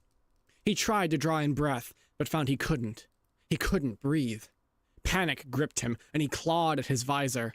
Mustering enough focus, he managed to demanifest his helmet and gasped for air. For a moment, Pyrite wondered if he had gone too far with his goading. But as he regained control of his lungs, he decided he had not. Sigurd approached, tome raised as Have I pissed him off too much? Nah, no such thing. it began to glow once more. Pyrite forced himself up, leaning heavily on his glaive. He was hurt. He could feel the hot wetness of blood on his back. The impact must have torn open his skin beneath the armor. Combined with all the rest of his wounds, it was growing hard to move. Pyrite watched as a large spike of ice formed before the Lord. He's really just trying all the spells, isn't he? Pyrite wondered. The spike shot toward him at blistering speed. Pyrite poured his dwindling mana into his... I love the idea that from Sigurd's point of view, he's essentially just, oh god, which one, this one, try that. Just rapidly paging through the book. Vambrace. It grew larger, taking on the circular form of Daran's shield. The spike slammed into it, penetrating it before stopping against Pyrite's chestplate. Pyrite breathed a sigh of relief, and, as the shard of ice disappeared, he saw Sigurd charging him once more. The Lord's sword came from the side, and Pyrite threw the shield in the way. The blade let out a loud clang as it bounced off the metal rim. Sigurd grabbed the shield with his offhand and pulled it to the side. He was too close again. Pyrite considered his options and decided. He let his glaive fall to the floor. Sigurd drove his sword toward Pyrite's exposed head. Pyrite caught the blow on the vambrace of his free arm, tore his shield loose of Sigurd's grip, and plunged it, edge first, into the face of the Lord. This happened in Act 1 too, but I need to voice it again. As someone who adores Sword and Board, the repeated use of shield's edges as an actual weapon, I very much appreciate that. That is an underutilized technique. Sigurd recoiled, howling with rage. He stabbed wildly with his sword. Pyrite caught the blade through the hole in his shield and wrenched it. For the barest moment, the image of Pyrite's teacher appeared in his mind, the master he had watched Sigurd murder. The metal groaned and snapped, the majority of the now broken blade clanging to the ground. Pyrite... If you need to sleep comes first. I'm sure Pyrite would agree. And besides, this makes an amazing bedtime story. Dream of badass demons and Sigurd. Grabbed Sigurd by the gorget and raised his shield for another blow, declaring, "That was for Daran!" He slammed the shield into the Lord's bloodied face again. "That's for a need!"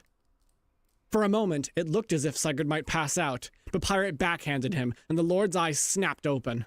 Pyrite reached down and picked up the broken tip of Sigurd's sword, the same sword that had beheaded his master all those years ago. He raised it high and shouted, "And this is for Iramed!" But before he could bring it down, he saw, out of the corner of his eye, that the gargoyles were all but dead. His rage turned to horror as Kav'Voth cleaved through 4 of them, his axe's blade burning orange as it seared through gray flesh. The moment of distraction was all the Lord needed, as Sigurd leaned forward and spat blood into Pyrite's wide eyes, blinding him. The Lord ripped from Pyrite's grasp and tackled him into and through the fountain. The stone shattered beneath the crashing demons, dousing them in freezing water. The broken blade was knocked free from Pyrite, and it clattered to the wet stone. Pyrite looked up through burning eyes to see Sigrid raising the lower part of his sword, the jagged tip of its broken blade pointing toward Pyrite's unprotected face. He slammed it down, and Pyrite caught his arms, the blade only a hand's width from his cheek. The Lord reared back and slammed down again, pushing it past Pyrite's block. Pyrite thrust his head to the side, barely dodging death. He reached up, grasping toward Sigrid's neck. Sigrid shot back, out of Pyrite's reach. But Pyrite smiled anyway, because in his grip was the artifact. Sigrid looked from the artifact to Pyrite, shock clear on his bloodied features. Pyrite put a boot against Sigrid's chest plate and heaved, shoving the Lord off and ripping the artifact from his neck. Good. Pyrite grabbed his glaive and forced himself back to his feet. As he did, Akaroth's axe slammed into his chest. The barrier around him collapsed as it took the brunt of the force. Pyrite felt the plates bend in as the impact crushed through them. He was sent flying back, where he hit hard brick and skidded to a stop against the steps to the patio. Well, let's be fair here to and again, I'm terrible with names too, to Akaroth. Yes, he did betray, but as we established, as Pyrite pointed out, he also disobeyed an order. So it's not all bad there. Akaroth, thank you. The second honor guard raised his axe over the last of the gargoyles, and the beast let out one last defiant screech as the axe came down. Akaroth pulled Sigrid to his feet, and all three of them turned toward Pyrite. Pyrite looked up at the tumultuous sky, the snow spiraling down around them. He fought to keep himself awake as darkness closed like talons around his vision. Good imagery. Then, high above, flitted a banner, torn from its post and now floating in the maelstrom that surrounded them, the hourglass rotating as it tried desperately to stay aloft. It reminded Pyrite of the Perpetuum Guard, and how they had fought to the bitter end, never surrendering. He thought of Osgaroth and Zagio, and how they had sacrificed their lives, never doubting the Perpetuum would endure. Death before And he dishonor. thought of Anid and Daran, and how they had given their lives for him. They had trusted him, and now they were gone. Perpetuum, he thought. His house. It had been so long since he had held anything but contempt for it. It was under that banner he was born. In these halls he was raised. Protect the matriarch. Oz's words echoed through his mind once more. The fire of perpetuity burned within him. He grabbed hold of it and used it to turn the last of his mana into a new glaive and drove it into the brick beside him. We stand eternal. He growled and willed himself to stand. His entire life he had watched the slow and agonizing fall of their once great dynasty, decaying little by little. No more, He whispered, his eyes ablaze with furious determination. Perpetuum shall fall no further. The honor guard walked toward him, leaving Sigrid standing in front of the destroyed fountain. Pyrite nearly fell over as he got to his feet, his body screaming for him to give in, to stop. Blood dripped from unseen wounds beneath armor that felt much heavier than before, and his eyes threatened to close at any moment. But a telepathic message made him smile instead. He fixed Sigrid with a glare and shouted to ensure he was heard. I was wrong to call you weak, Sigrid. Sigrid summoned the Chronicle of Eternity, and it began to glow with power. I have no doubt that against you, on my own, I would lose. But you see, I don't actually have to beat you to win. Sigrid perked up as the realization dawned on him. The ground began to shake. I just had to stall. Brilliant purple light erupted from atop the patio, followed by a far-off roar. The Hell Beast has come!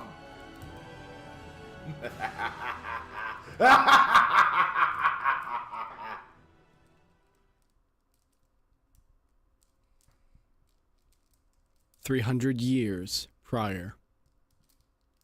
Spellweaver Zara Melise took her seat at the council table Ooh, between back when she was a Sargal and spellweaver. Osgaroth. She still felt uncomfortable sitting amongst such powerful and experienced casters. For one as young as her to be inducted into the Spellweaver Council was unheard of, and yet here she was. The 198-year-old demon felt small amongst the much older demons. Oh, just baby Olvan Zara. was the next youngest, but even she was still 112 years older. Zara tried her best to look confident, but was pretty sure she wasn't doing a good job. She had only been on the council for a few months, but the feeling that she had them all I tricked agree, had kid. yet to go away. Sargal suddenly patted her on the back, and it took all she had not to yelp. Relax, Sarah. He said with a warm smile. It's just tradition. We all have to do it. On Zara's other side, Osgaroth chuckled quietly. She sighed and looked down at her journal. In it were her notes on the direction she would take the house, should she be elected as matriarch. The previous patriarch, Akaz Perpetuum, had died in the most recent Imperiosis incursion, and the time had come for the Spellweavers to select a new leader. She looked at Sargal with eyes full of It always exasperation. is one of the weird things about writing incredibly long-lived races, Grosvenor, because you have to change your entire worldview. To a human, 10 years is it like, oh yeah, this project would take us 15 years to do, 20 years to do. To a human, that's unacceptable. Well, 20 years, I'm a quarter dead by then. But to someone who's functionally immortal or ageless, okay, 20 years, whatever, I'll go get a new hobby. And it's so interesting to write them because it's so easy to just forget the downsides of that too. That it's not just all, well, whatever. We have infinite time. It's, oh God, we have nothing but time. It's easy for you to say, she whispered, as if it isn't already clear who's going to be chosen. Sargal smiled and looked away. He was the obvious choice. While younger than some of the oldest council members, he was well experienced in both magic and administration.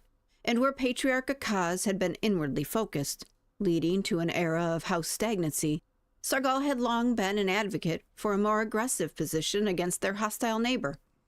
But most important of all, Sargal was one of the select few casters in Perpetuum, let alone Terra Picatus as a whole, with command of 4 schools of magic. Oh. The door to the council's meeting room opened, and the room fell quiet. Zigil entered, looking more tired than usual. His gnarled wood staff clacked against the stone floor as he walked. He slumped into his chair, leaving his staff leaning against the table's edge. He cleared his throat and declared, You all know why we're here. So let us begin. Sargal, let's start with you. I very Sargal much appreciate a meeting that's just like, look, all right, let's not waste time. We all know what we're doing here.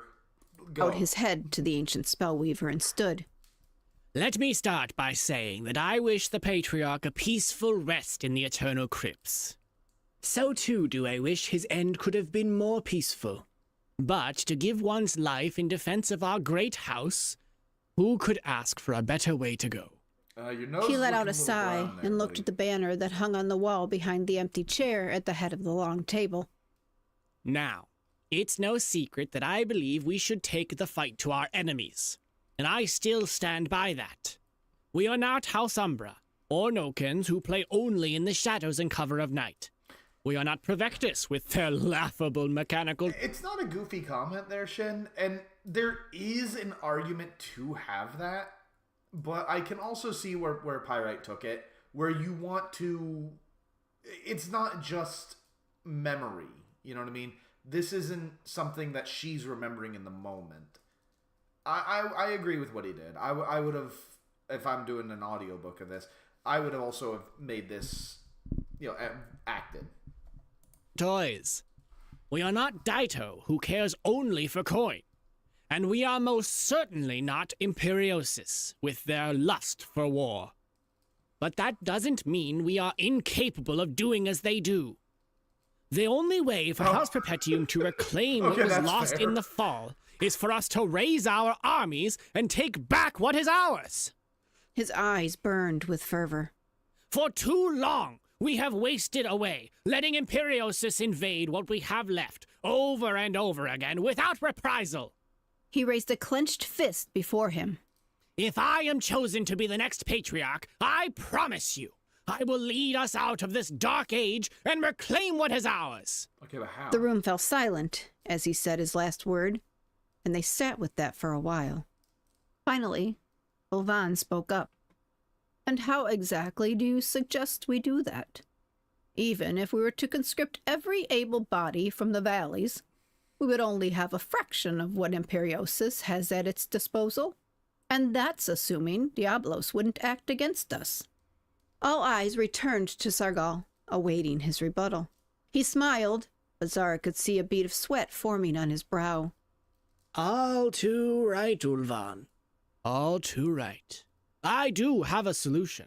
In fact, we have always had a solution, and I would be surprised if you yourself had never considered it. For you see, while we are limited in number now, it has not always been that way. The answer is beneath our feet. Ulvan's eyes widened as the master of necromancy realized what he meant. She shot to her feet and exclaimed, "You can't be serious. You are speaking of our ancestors." Sargal seemed to have expected this response, and he met her glare. They are. And they gave their lives so the Perpetuum would survive. Do you mean to say that they wouldn't gladly do it again if given the chance? Now, I need to know one piece of information before I make my personal judgment here. Pyrite, you're the only one that can tell me this.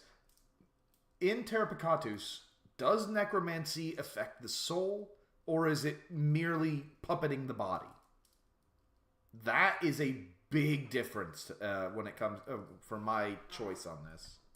Especially if it means we reclaim our stolen lands and rightful place? Ulvan didn't respond, Calm down. seemingly conflicted. Sargal carried on. I would be first in line to give my life and unlife if it meant Perpetuum could thrive. There are 30,000 demons in our catacombs. With necromancy, they could be given a chance to exact righteous vengeance on those who betrayed us. Combine that with our casters and the thousands of summons we can put forth. Imperiosis, nay, the Demon King himself wouldn't stand a chance against us. Think of it, my friends. The return of House Perpetuum. They were all quiet as they seriously considered the idea. Zara found it uncomfortable. The honoring of Perpetuum dead was sacred. But if it meant Perpetuum could return... No, she decided. Goes against our oldest traditions. Are you finished, Sargal? Zagil asked, his tone neutral. Sargal bowed to those around him and said, I am. Zara didn't notice Sargal sit down beside her. She was still thinking about the flaws in his plan. Such an act would release their souls from the protection of the crypts, letting them be devoured by Heus. Zara. Okay. Called There it Zagil. is. Hearing her name shocked her out of her thoughts. Yes? Zagil motioned for her to rise. It's your turn. Her face grew pale, and she felt dizzy as she... I will say, very well done, Pyrite, anticipating that question. Because that is... It is a major change. Because there are people who... I mean, look at me. I do agree in this case that messing with the souls of the dead... And exactly. In this case, releasing it to an old god... It's a little... That's not kosher. If it's just, yeah, but they're just meat, and we're just making the meat move and do what we say, I don't think anybody would have had a problem with it. stood. All eyes turned to her, waiting for her to speak. Yeah, I can't read. She glanced down at her journal. She could feel herself shaking. Zara, relax. You are here because you have proven yourself worthy. You can do it, Said Sargal telepathically. She looked down towards him, and he gave her a supportive thumbs up. She took a deep breath and said, "Our role is greater than..." I'm assuming, and again, Pyrite's the only one that can tell us this, but I'm assuming just non-existence. Like, you were just deleted. "just the reclamation of lost territory. While I share the wish that we could undo the damage of the fall, reclaim what was lost, damning our honored dead to be consumed by Heus, whether they would be willing or not, is not the correct choice." She saw Sargal's eyes widen slightly, but he didn't interrupt. "We cannot forget that we have enemies greater and more dangerous than Imperiosis and Diablos. The gods will return. I don't know when." That is true. Not to mention, Grobner, they did cover that House Perpetuum kicked the shit out of the gods before. So yeah, with knowing that it empowers Heus, let's not give them more strength for when they inevitably come back pissed off. A millennium from now, or tomorrow. But Perpetuum is and always has been the only house capable of stopping them. And to that end, I believe our primary goal should be the summoning of the Hellbeast. There were a few gasps and quiet muttering from the rest of the council, and Ugroth asked, That knowledge has been lost for a millennium. How do you propose we perform a ritual we don't have access to? No, she has a point. said Osgaroth, before Zara could respond. During my time studying with House Adioro, I came across one of the Chronicles of Eternity, although I presumed it was a copy. In hindsight, I should have procured it anyway. But my point I am is... going to have to take a quick short break, y'all. Unfortunately, I am getting a call that I do need to take, but I am not missing a minute of this.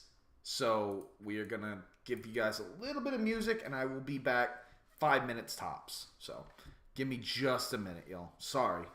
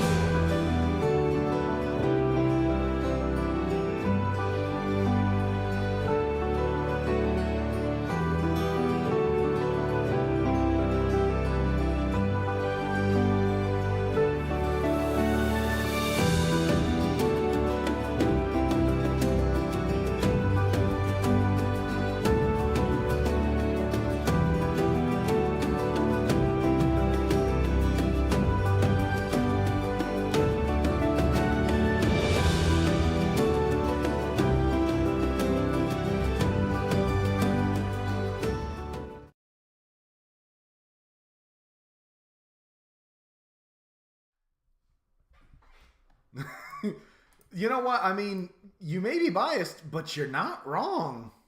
That's the thing. Just because you're biased doesn't mean that you're wrong. Thank you. Happy to be back. Let's get right back into this. I cannot wait.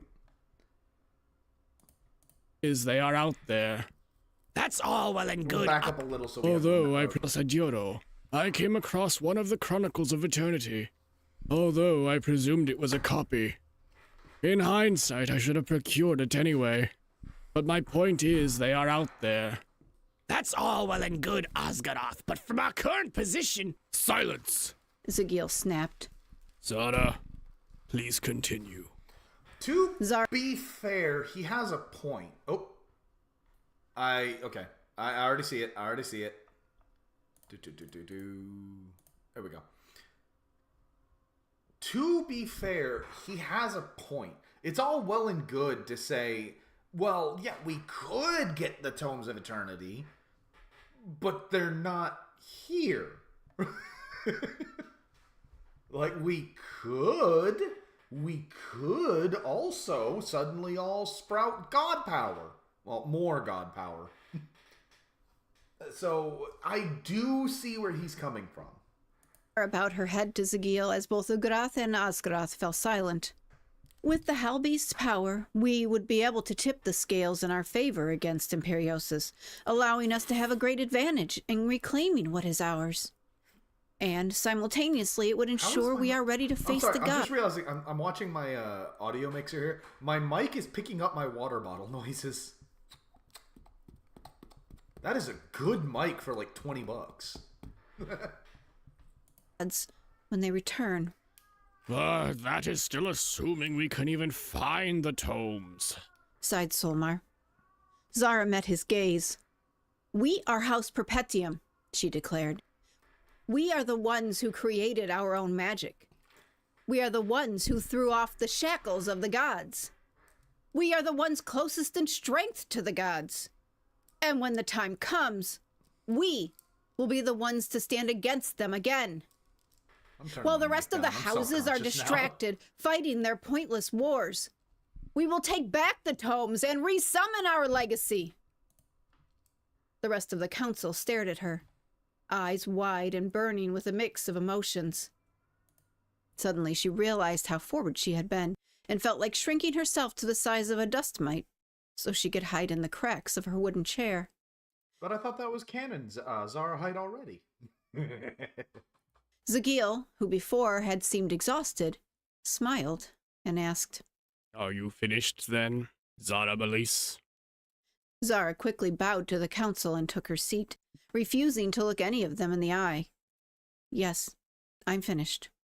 Then, Osgaroth, it is your turn. The rest of the council went one by one, giving their speeches and rebutting any counter-argument. When the floor was yielded to Zagil, he declared that he was not interested in the role and forewent any speech. When he did this, Zara leaned over to Sargal and whispered, I didn't realize we were allowed to do that. Both he and Osgaroth had laughed quietly at that. Then came the voting. What surprised Zara was that as they went around the table, asking for votes for the other members, none raised their hands. I guess they planned to vote for Sargal. While she respected the ideas raised by the others, only Sargal had given a tangible path forward for House Perpetuum, even if she didn't agree with the method. Any who would vote for Sargal, raise your hand now, said Zagil. Zara watched as hands went up around the table. Ugrath, Tomak, Azul, and of course Sargal raised their hands. Zara was about to raise her hand when she realized the remaining 6 still hadn't raised theirs. What are they doing? Who are they going to vote for if not? She stopped mid-thought as she realized there was only one spellweaver left to be voted for. She glanced at Sargal, who seemed to have realized the same thing, a look of surprise on his face. The hands that had been raised went down, and Zagil said, Any who would vote for Zara Melis, raise your hand now. Zara's eyes went wide as Osgaroth, Ulvan, Solmar, Volgan, and Renad raised their hands. And at the far end of the room, Zagil raised his hand as well. A hand tapped her on the back, and she turned to see Sargal looking at her, a look of regret mixed with pride in his eyes. His words appeared in her mind once more. Aren't you going to vote? She slowly raised her hand with the rest. She didn't even know why she did. She didn't want this role, not really. She had given the speech because she thought she had to. But with Sargal's encouragement, she raised it nonetheless. Then it is decided. Zara Malise, from this moment on, you are matriarch. Zara Malise Perpetuum. She stood and stared at Zagil. Her words failed to form. Exactly. Her heart pounded in her ears, and she felt as though she might pass out. She reached out a hand, But and she her is a staff wee baby. appeared. She turned it sideways and felt the hourglass grind down. Already her mana flowed into it as she whispered the words, "Halt the sands of time." Time stood still as she slumped back into her chair. Her heart continued to pound, but all around her had stopped. Osgaroth, sitting beside her, looked up toward where she had been standing, his face frozen. Ulvan, across the table, sat immobile, looking at Zagil. And Zagil was still standing, his arms And to think, if she had realized, like, she didn't have to make a plea, she never would have been matriarch. still raised as if giving the proclamation. "Why?" she asked. She pulled her legs up onto the chair and held them close to her chest. She felt like the weight of the role now bestowed on her would crush her. How did this happen? She looked at Zagil and slowly, tentatively, reached a hand out toward him. Then she snapped her fingers, and he blinked. He looked around, confused, but when his eyes reached Zara, he whispered, So it is true. "Why? Why would you choose me?" Zagil glanced at the frozen world around them and smiled. You ask me that. After this, She glared at the old spellweaver. "Sargal was the obvious choice. I can't do this. I'm not cut out to be matriarch. I still don't understand how I've even been allowed on the council in the first place." Zagil teleported beside her and placed a hand on her shoulder. come with me. He teleported them both outside, and when she opened her eyes, she realized they were on a nearby summit. Before them, Perpetuum Keep stood proudly, silhouetted against the rainbow smear of the night sky. Zara, sit with me. Zagil said as he sat down on the cliff edge. Zara joined him, glancing at the dark chasm below. I like to come here when I'm feeling uncertain. I find it helps to clear my mind. He let out a deep sigh. You know, I have seen the ascensions and deaths of one matriarch and two patriarchs. I have witnessed our house at the peak of its power, and now at its lowest.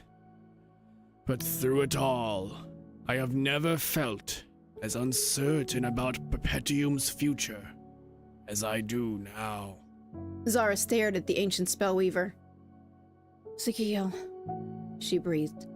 I know Sargal's plan is a path out of this darkness. I know that he truly believes the ends justify the means. But, well, it's as you surmised.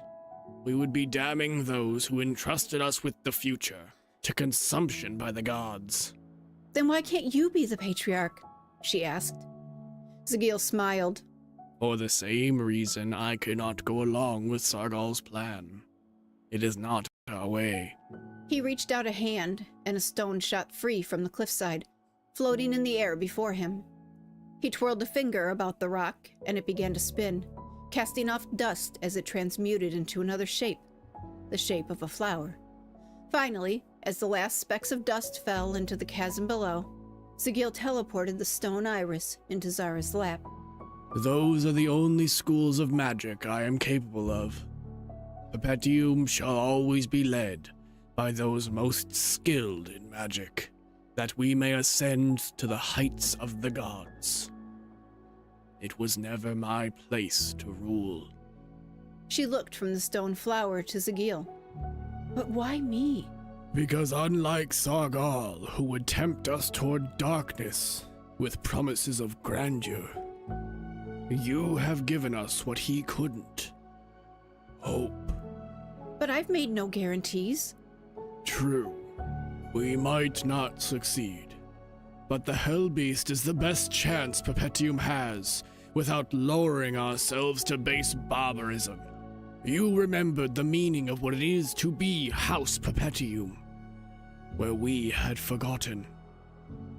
You showed us a better path forward, so we will follow you, Matriarch. Zara let out a deep sigh. Is a good reason. What am I even doing? Like, to forget what you're fighting for is just as damning as to forget to fight, you know? What's the purpose of winning if you sacrifice everything along the way? Honestly, and Pyrite did a really good job of this. Frankly, neither side is wrong. Sargal has a point. There's also saying, what is the purpose of a memory if there is no one left to honor it? Like, yeah, I do get both sides. Truly, I do. But I can honestly see why they voted for Matriarch, but I can also see why they would vote for Sargal. I should be honored, not trying to run from it. She fixed Zagil with a look of fierce determination. Okay, I'll do this. But you better prepare yourself. You are going to help me. Zagil croaked out a dry laugh. Ha! So be it. He stood up from the ledge and offered her a hand. As he pulled her up, he declared, Don't worry, Matriarch. I will always be there to advise you. Zagil, I could really use your help now.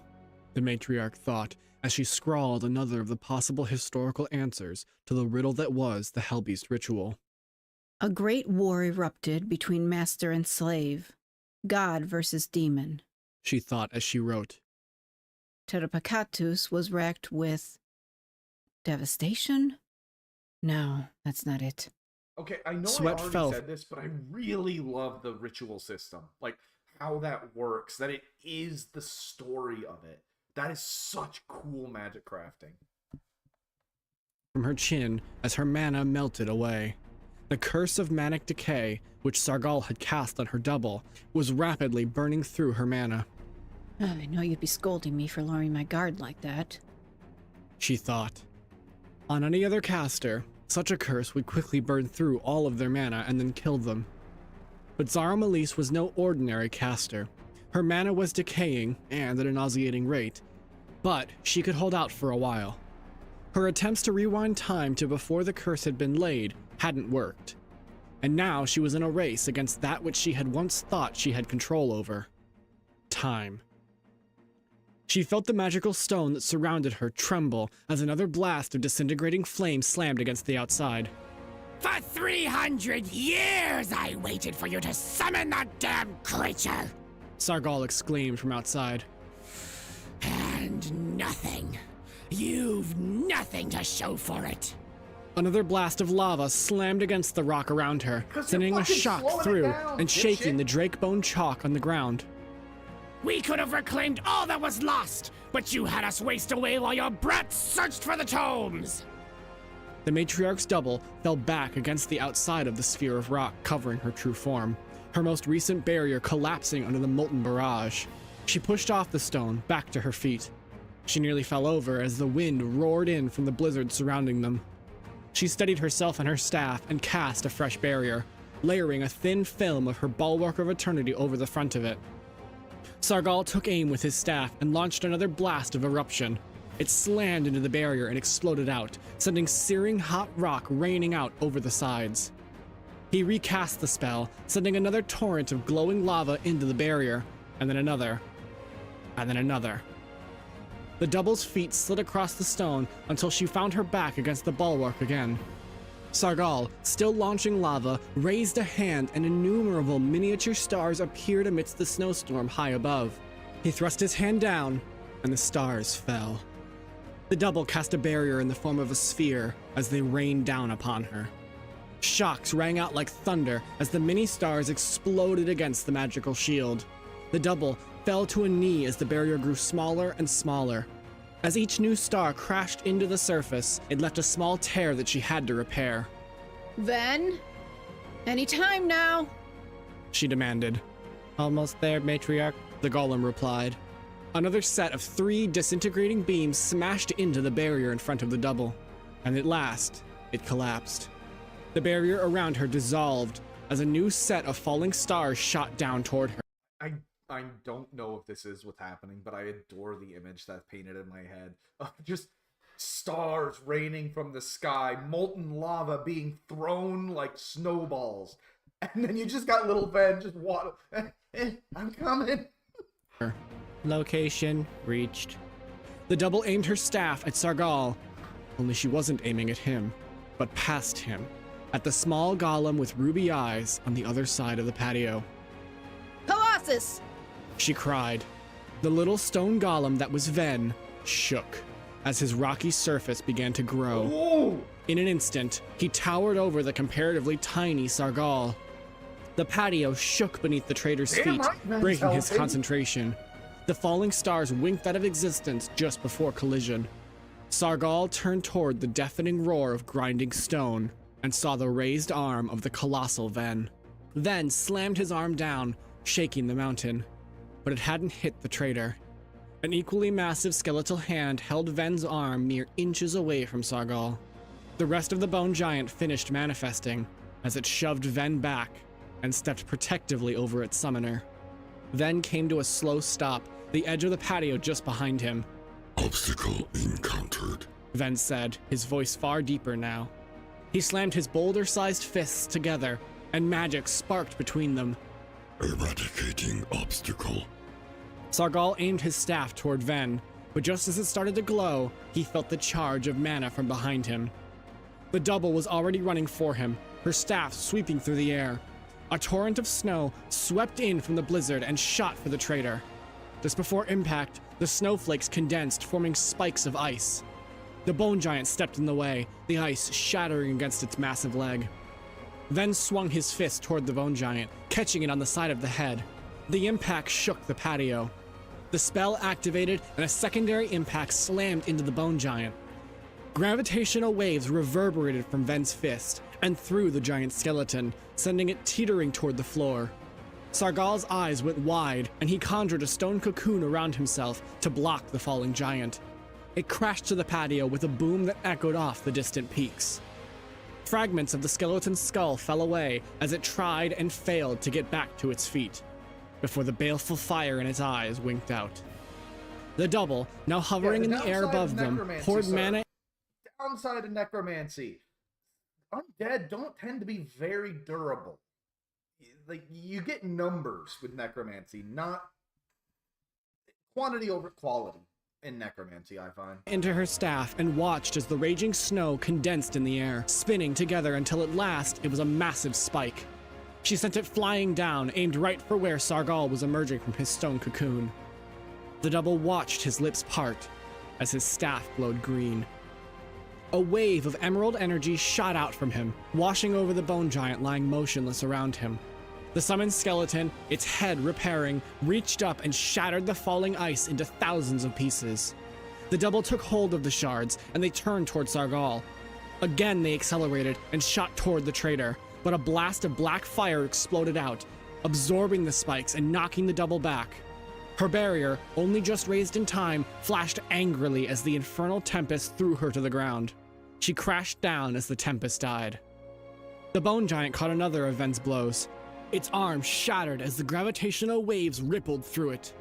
But before the shards of bone reached the ground, another flash of green shot from Sargal, and they reversed their flight, reforming the giant's arm. The bone giant rose from where it had been lying and charged into Ven. You could, Governor, but even then, like, I'd rather have a living bear than an undead bear. the two of them slamming into each other with an impact that shook the patio again. Sargal smiled and turned back toward the double. Such a shame, isn't it, matriarch? He sneered. All that effort, and you've not managed to land a single blow. The double heaved a deep sigh. Can't match him in combat magic. Without evocation, I can't hope to match his casting speed.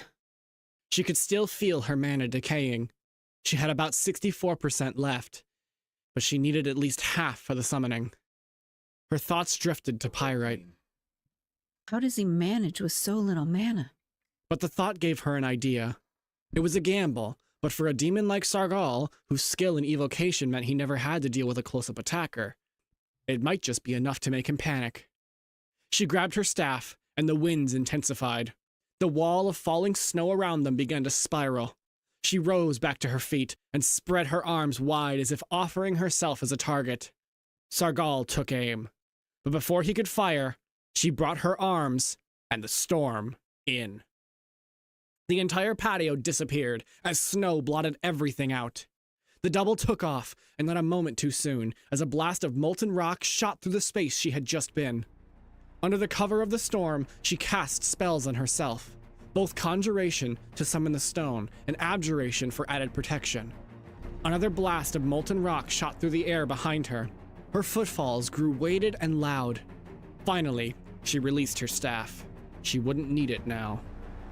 A blast of black fire exploded out from Sargal. It engulfed the snow and cleared the patio. But as the fire dissipated, he was shocked to see the stone-covered fist coming straight for his face, and the stone-armored matriarch it was attached to. He cast Disintegrating Beam, but the green fire... My brain immediately, and no offense meant here, I know, I doubt you'll take it offensively. My brain immediately went to that scene in Overlord where he's just up on the, he's about to fight, and Ain Zangul's like, hang on, and just starts casting about 30 fucking buffs, just one after the other. Merely bounced off the stone. He could do nothing, as for the first time in his life, a fist slammed into his face. Sargal recoiled, howling with a mix of pain and fury. He looked at the double, shocked. Are you insane? A second fist slammed into his stomach, and he doubled over, gagging. I'm out of She spells, wound I'm up for running another out of strike, hands. but Sargal staggered back, sending multiple blasts of lightning streaking toward her. She raised a hand and a barrier blinked to life. That's right. She thought, as the lightning sent sparks showering over the top of her magical shield. Don't wind up a punch. She recalled the time she had watched Pyrite half play, half train with the Perpetuum Guard. She kept the barrier raised and charged into Sargal again, smashing the barrier into him and driving him back off his feet. The self-strengthening spell she had cast was working remarkably well. Sargal crashed to the patio floor, his staff falling from his hand and clattering away. He was bleeding from a cut on his cheek, and his face twisted with rage. He reached out his hand to resummon his staff. The stone-clad double grabbed him by his embroidered Perpetuum robes, beautifully woven velvet, now stained with the blood that fell from his cheek. She lifted him and was about to punch him in the abdomen again, when a telepathic warning from Ven intruded on her mind. She looked to see the bone giant reaching for her.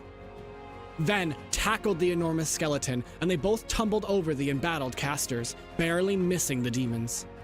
Sargal capitalized on the distraction and aimed an open palm at the stone-clad head of the double. Disintegrate, he said, and necromantic fire engulfed her. The slot she had been looking through closed, sealing her face away from the flames. The fire hissed violently against the magical reinforcement. The double reached forward with her free hand, and a new barrier appeared, catching the flames and sending them shooting over the edges. She expanded the barrier and inverted it, so rather than covering her, it curved toward Sargal. His own flame shot back toward him, the edges licking at his robes. He cut the spell and shouted, fine. You did so Aura well, of Fire. death. The eye slots blocking the double's view opened just in time for her to see a dark cloud of green mist erupt from the spellweaver, enveloping them both. In an instant, her strength vanished, and she dropped the traitor before falling to her hands and knees. She could feel the spell trying to stop her heart, No! She cried within her mind, unable to even speak aloud. She forced herself back to her feet, and her heart lurched, barely able to take the strain.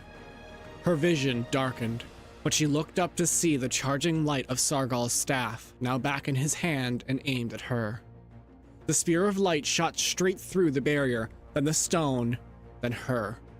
The impact sent her flying back, and she once again found herself up against the bulwark. Her true form winced from the shared pain.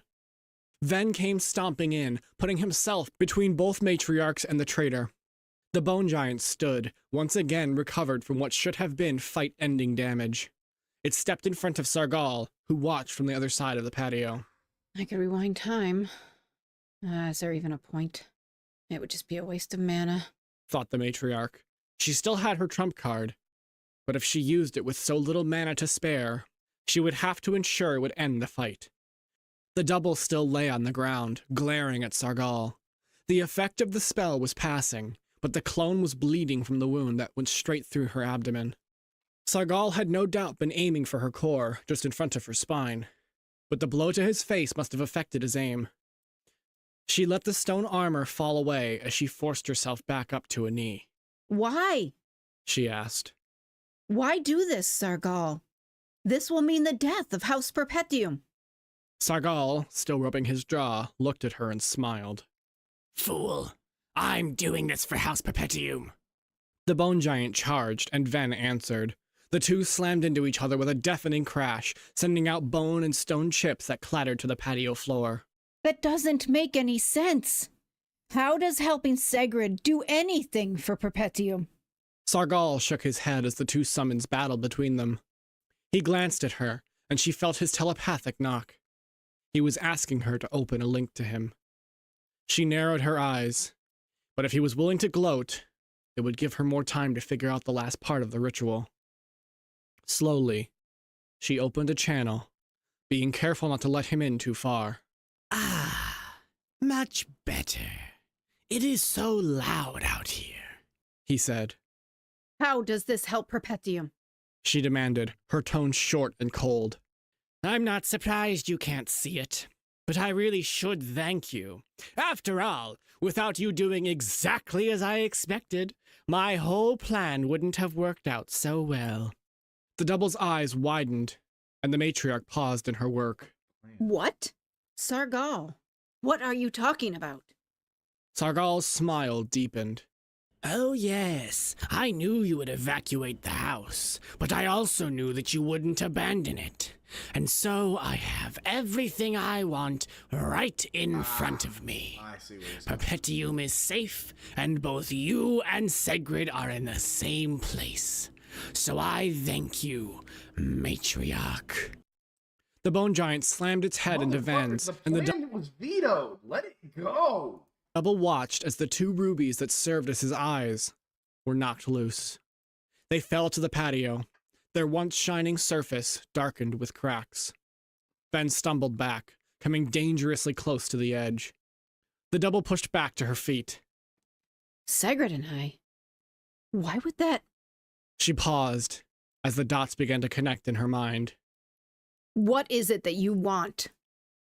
Sargal looked taken aback, and for a moment the double saw his eyes brighten before once again returning to their strangely dull state. I want what I've always wanted, the return of Perpetuum to its rightful place.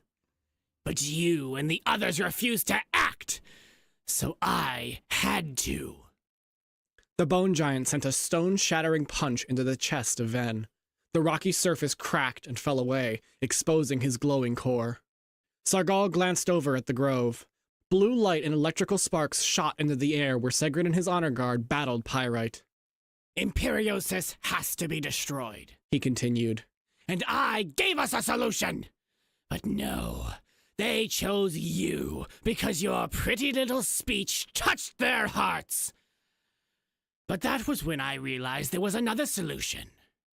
One that would give us an army and deal with our enemy. Imperiosis is controlled by Segrid, so whoever controls Segrid controls the largest army in all of Terra Picatus. But I knew you would never agree to it. So you will have to be removed. You're using Segrid as a way to kill me? You're planning to kill him and enslave his entire house. Like the gods. Brilliant, isn't it? Everything we have ever The wanted. delivery on that, like the gods. Like, that is just a needle perfect strike. Well done. He smiled, but it wasn't the warm smile he had once worn. It was a wicked smile, as though he was reveling in it all. As she came to realize the scope of his plan, she remembered the kind demon he had once been. It had been he who recommended her for the council. It had been he who supported her during the meeting those 300 years ago. He had always been willing to make hard decisions, but not once had he enjoyed it, Zagil and Osgaroth are dead. she said. They died because of you. Because of this plan of yours. Sargal stared for a moment, his gaze impassive, his smile faded. They got in the way. The matriarch went cold. I'm telling you, something is different. Something's off. Who are you? You wouldn't do this. You've never put your own desires ahead of the house. I'm doing this for the house. He shot He back. believes it. She pushed him out and shut the connection. No, you're not. If you were, you wouldn't have cared to ensure you could kill me. Sargal was never that petty, and he certainly wouldn't have gone through with a plan that would have harmed House Perpetuum like this. This is a plan that will devastate both Perpetuum and Imperiosis. This will cut the heads off of both Perpetuum and Imperiosis. No, this is something else. You're trying to gain an army, but it's not for Perpetuum. You are not Sargal. She felt numb as the demon before her smiled that wicked smile. Sargal sighed. You're a clever one, Is it? aren't you? His eyes narrowed, their light now gone completely, but the smile remained, and his head cocked eerily to the side. Then who am I? Matriarch of House Perpetuum? Suddenly, a wave of overwhelming pressure emanated from him and nearly brought the double to her knees. It evoked a feeling deep within the matriarch, something primordial. A fear that felt so ingrained and yet so foreign, it felt like it didn't belong to her. But within that fear was the answer she had been looking for. Monstrously powerful magical energy radiated out from the traitor as his smile deepened. The double steadied herself and manifested her staff. Though I don't know which one you are, I know what you are. You are one of the gods. Sargal lowered his staff toward her and let out a laugh. Could be. The unseen god controlling him spoke through him. Correct. I knew you could do it. Oh, but be careful. You wouldn't want to use too much mana and not be able to summon your dear old pet. Would you? The gem atop his staff glowed with arcane fury. But he was right. She only had 53% of her mana left. She couldn't afford to make any extraneous moves. Forgive me, Double. You'll have to go first. Eradicating threat. Then broke free of the bone giant and charged Sargal, his colossal footfall shaking the patio with every step. Sargal turned his staff on Ven, and necromantic flames poured out. Ven raised an arm to block, and the beam slammed into it. The green flames burned through, and his boulder-sized hand fell to the ground with a crash.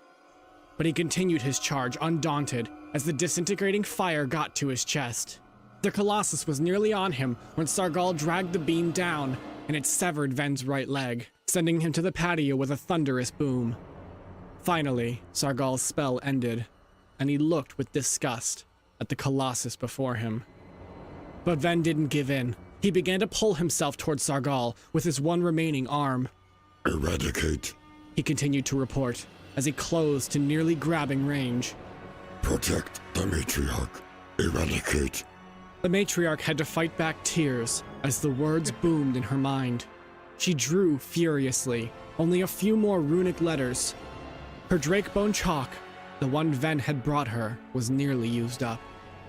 Ven reached out to grab Sargal, but he was stopped as the bone giant closed its hands around Ven's head and torso. Sargal looked from the Colossus to the bone giant. So loyal, and yet so futile. Bone giant, get rid of it. The double watched in horror as Ven was lifted over the giant's head. I was looking for it. It carried him over to the ledge and heaved. As Ven began to fall, he reached out with his one arm and grabbed hold of the bone giant's neck. It was pulled toward the ledge and tried to catch itself.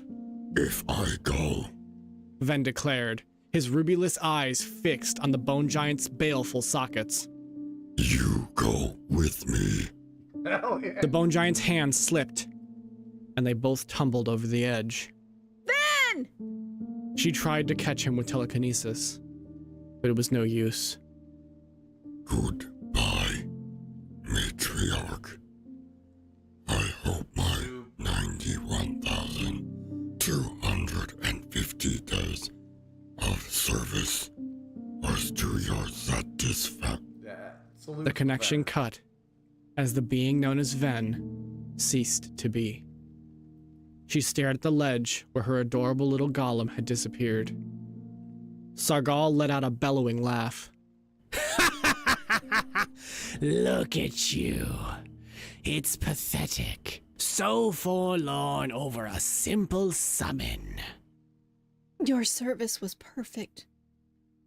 I will not let your sacrifice be in vain, my loyal little golem. Still biting back tears, the double turned toward Sargal. Her sclera flashed black, and her eyes blazed with fury. You! She growled. There isn't a member of this house who wouldn't recognize your cruelty. She aimed her staff at the demon who was once her friend. By my name, Zarmalis Perpetuum, matriarch of House Perpetuum, the ones called eternal, I make you this solemn vow. No matter what you have planned, whatever dark cruelty you have in mind, I will see you fall. The traitor tilted his head. So brave, so righteous. Do you feel better now? He mocked. The double smiled. Oh, yes. Yes, I do. Because you just reminded me of an old tale. When the dust had settled and the fires had died, Tadapakatus was free of the old god's enslavement, and the time of demonkind had come. As the matriarch completed the last rune, she sent Pirate a telepathic message. The stones surrounding her crumbled away, and she stood. She raised her arms, and the circle erupted with brilliant purple light. A far-off roar rang out. The ritual had begun. Chills.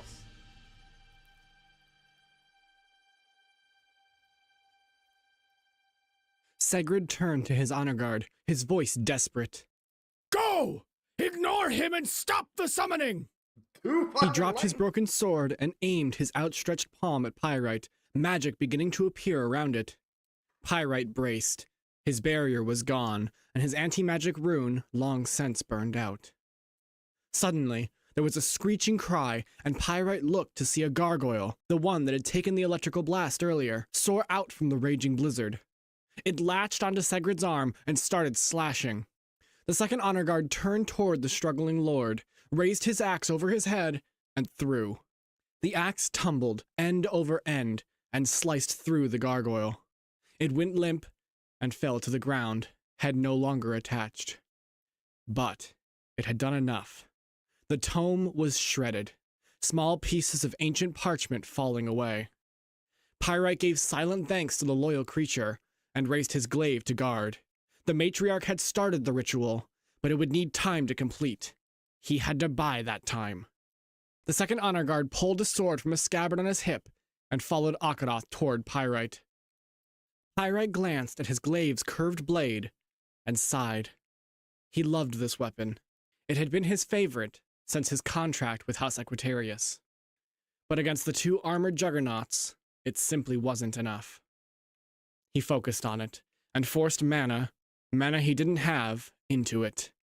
He felt his scraps of stamina burn in place of his absent mana, felt his withering strength wane to feed his demand.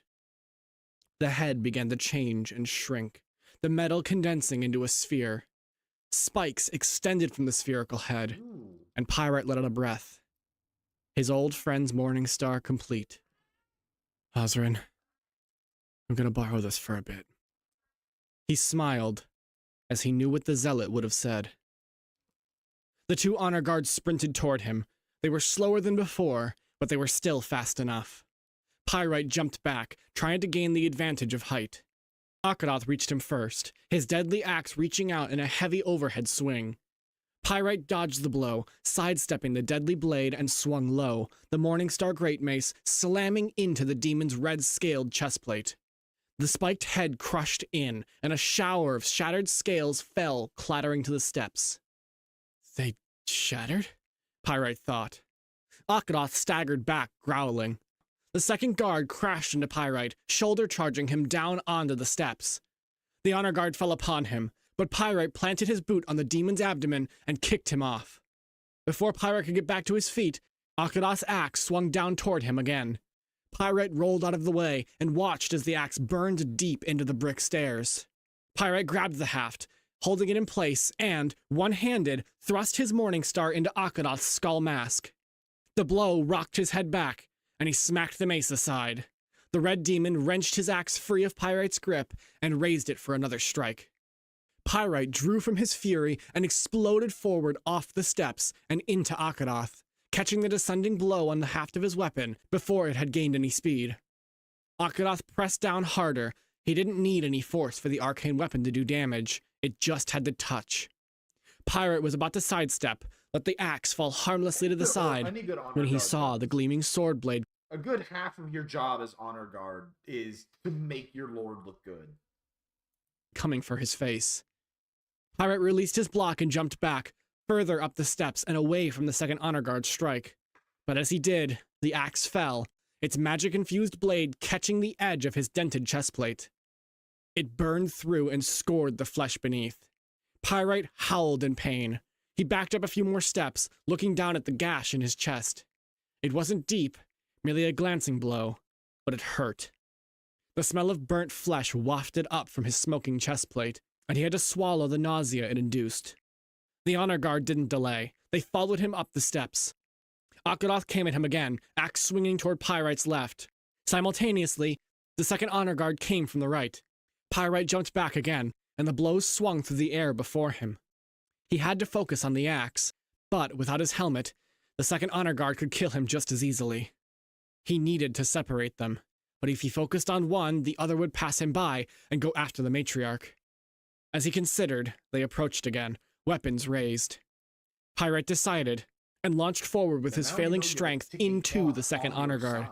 The guard met his charge and caught his descending Morningstar at the base of his blade. It gave a sonorous clang, but before the guard could strike back, Pyrite kicked him in the chest, sending him staggering back down the stairs. Nakaroth's axe swung at him. Pyrite reached out and caught it by its haft, careful not to touch its ravenous blade. The force from the swing sent a shock of pain through his hand and up his arm. He held the axe just barely away from his chest. Suddenly, Nakaroth pulled the axe, and Pyrite with it, slamming his armored head into Pyrite's. The blow shattered his nose and blurred his vision. He struggled to stay upright. It would be so easy to close my eyes. So tired, he thought. An image of the matriarch appeared in his mind, and his eyes snapped open. Nakaroth pressed the axe closer to Pyrite's chest. Pyrite growled with effort and kneed Nakaroth between his armored legs. The demon grunted from the strike, but didn't give in. He ripped his axe away from Pyrite and readied to swing it again. Pyrite was faster. He slammed his mace down onto the ridged helmet of the demon and felt the metal cave. As he pulled the strike back, the spikes left small holes behind. Nakaroth stopped mid-swing and took a few steps back. He shook his head, trying to clear the shock of the impact. Pyrite swung again, sweeping low to catch Akaroth on the faceplate. He saw the axe coming only a split second before it hit. It was only enough time to move so that it didn't cleave his head in two. The axe bit into his gorget, and Pyrite cried out. That's what a codpiece is for, Shin. He felt something crack beneath his layers of armor, and his left arm went limp. He looked down the haft of the axe to see Segrid standing beside him. Pyrite had been so focused on Akaroth, he hadn't even seen the Lord approach. Segrid pulled the axe back and raised it again. For a moment, some part of Pyrite's mind thought the Lord looked strange, wielding such a brutal weapon. But then again, his bloodied face did seem to match it rather well. Pyrite dismissed the stray thought and tried to step back, to retreat further up the steps. But as he did, he found no step, and fell back onto the patio, having reached the top. Segrid glanced over at the second honor guard. The two traded weapons, and, as Akaroth got a hold of himself, all three stepped onto the patio after Pyrite. Now you want to step in. Pyrite heard a thunderous crash from behind him. When he looked, he saw a massive burst of lightning rip across the patio. At its source, he saw Sargal, arms raised and staff spitting the electrical blast. And, at the other end of the purple light, he saw the matriarch's double, with a barrier raised before her. He noticed that the double was injured, bleeding from her abdomen. And behind her was her actual body, her own staff raised and glowing as she cast the summoning. Once more, a distant roar rang out over the thunder and wind. Just a little longer, Pyrite thought as he got back to his feet. His mind went to the crystal that sat in the pouch on his belt. He knew full well what using it would mean. It's why he hadn't. Because if he did, he would have minutes at best to end the fight. He took a few more steps back, giving himself time to think. Akaroth didn't let him. The scale-clad demon rushed in, axe swinging low. He had clearly recovered from the earlier strike. Pyrite tried to raise the Morningstar to guard, but his left arm merely twitched. Panic gripped him, and he used all of the strength in his right arm to swing the Morningstar into the oncoming axe. It was a pathetic excuse for a parry, but he didn't have any better alternatives. The mace smacked into the axe, diverting its course, if only slightly. Rather than bisecting him from hip to shoulder, it glanced off his pauldron, narrowly missing his ear as he craned his head out of the way. Akaroth stopped the axe mid-swing and reversed it, bringing it back down the same path. Pyrite could do nothing. He watched as the axe sliced into his shoulder, felt as the blade ignited and burned its way through him. His eyes closed as he slumped to the ground. The scale-clad demon rushed in, axe swinging low. He had clearly recovered from the earlier strike. Pyrite took a breath. What? This had just happened. He saw the swing coming, knew its path. He dodged it, letting it slip a finger's width from his chest and face. All right, I will say that caught me. Well done, Pyrite. Because I immediately was like, the repetition's a little. That's weird that Pyrite's a better writer than that. I didn't think he would use repetition like that. Oh, well, that's why. Well done. As the axe hung in the air, Akaroth began the reversal. Pyrite swung out, twisting his body to force the Morningstar forward. It crashed into the already shattered scales of Akaroth's chestplate. The demon growled as more scales crushed to dust under the blow. Pyrite jumped back and found himself at the glowing edge of the summoning circle. What just happened? I died! I know I did! He tried to make sense of what he had just witnessed. And that was when he noticed the traces of magic flowing toward him from the matriarch's double. Focus! I can't do that again! She shouted in his mind. The three came at him. He didn't have any other play. No other plan or tactic. He dropped the Morningstar, grabbed the crystal from its pouch, and crushed it against his rent chestplate. Magical energy exploded out. The prismatic light blinded his assailants and stopped their charge before blowing them back. White fire consumed Pyrite and he cried out. It hurt. It hurt more than anything he had ever felt. He opened his eyes and energy poured from them. He fell to his knees, clutching at the air. He could feel the veins of mana that ran through him like blood vessels filled. Can we get a respect in chat for Pyrite actually getting stabbed to get that voice line? and stretch. The power of a spellweaver burned within him. It was too much. He had known it would be too much, but this was so much worse than he had imagined. It felt like he would explode. With ragged breaths, he rose back to his feet. The pain remained, but he didn't have time to waste on pain. He felt his shoulder repair, not from healing magic, as such a thing was never granted them by the old gods, but by the complete reconstruction of each piece of muscle and bone. So long as there is breath in my body, He took a tentative step forward. I will not let you hurt her. Sargal, his attention now fully turned on Pyrite, raised his staff, and the sky opened to reveal the blazing blue of a star. Pyrite's weapon appeared in his hand, only it wasn't a glaive. Where once was the curved blade, formed a blazing gem. Just as he started to be lifted off his feet, and his armor started to smolder, he raised his staff to the sky, and a barrier opened against the portal, holding back the star's blinding fury. The matriarch's double slammed the base of her staff against the brick, and all at once, the portal collapsed. Sargal turned back to his true target and began to cast his next spell. Pyrite couldn't focus on it, as Kav'Voth was coming again, with Segret and the other honor guard close behind. They swung at him from every angle, and Pyrite's helmet closed around his face.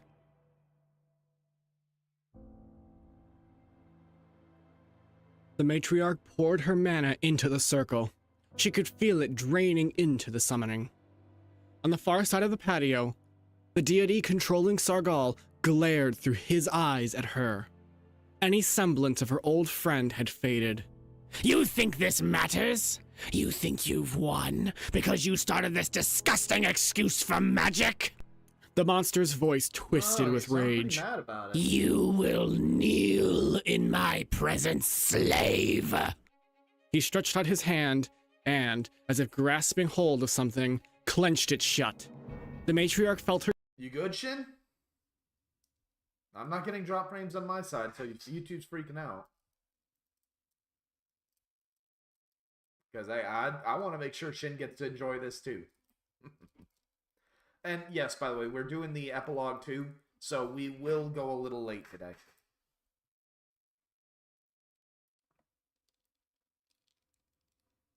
All right. Her spine seize. She felt discs pop and displace. She nearly crumpled to the ground, and would have if she were any other demon. But she was Zara Melise Perpetuum, matriarch of House Perpetuum, and she would not kneel to anyone, especially not a fallen god. She remained standing, her body held up by her telekinetic magic. She continued the ritual, and more of the Hellbeast's titanic form began to appear. The double appeared from the billowing white curtain of snow. She barreled into the cruel god, only she didn't. Rather, she flew straight through him before a blast of unseen energy smashed into her, sending her sliding across the summoning circle. She looked to see the form of Sargal distort before vanishing completely as another Sargal appeared further to the side. Sargal opened his mouth, but no words came out. Instead, the words smashed into her mind, overriding her own mental defenses and imprinting themselves where they wished. You demons.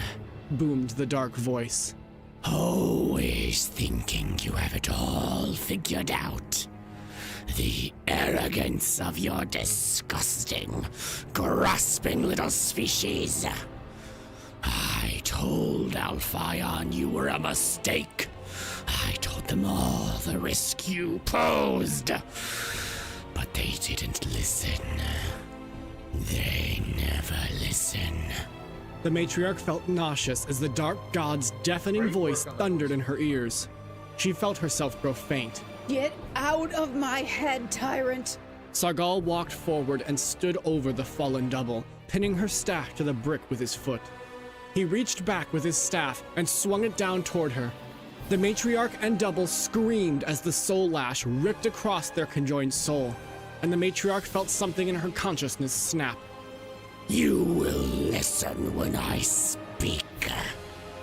I will suffer your arrogance no longer. for my plan. The old god paused and glanced past Pyrite as he held back both honor guard with his newfound magic. It stared at Segrid like a predator stares at its next meal. That wicked smile crossed its face. Is complete. Both the double and the matriarch stared at Sargal. It reached out its staff and raised it to the sky. What began as white light turned black as dark energy started to pour from the staff. I call upon you. Reality began to distort behind the puppeted demon. Hear my plea and answer my will.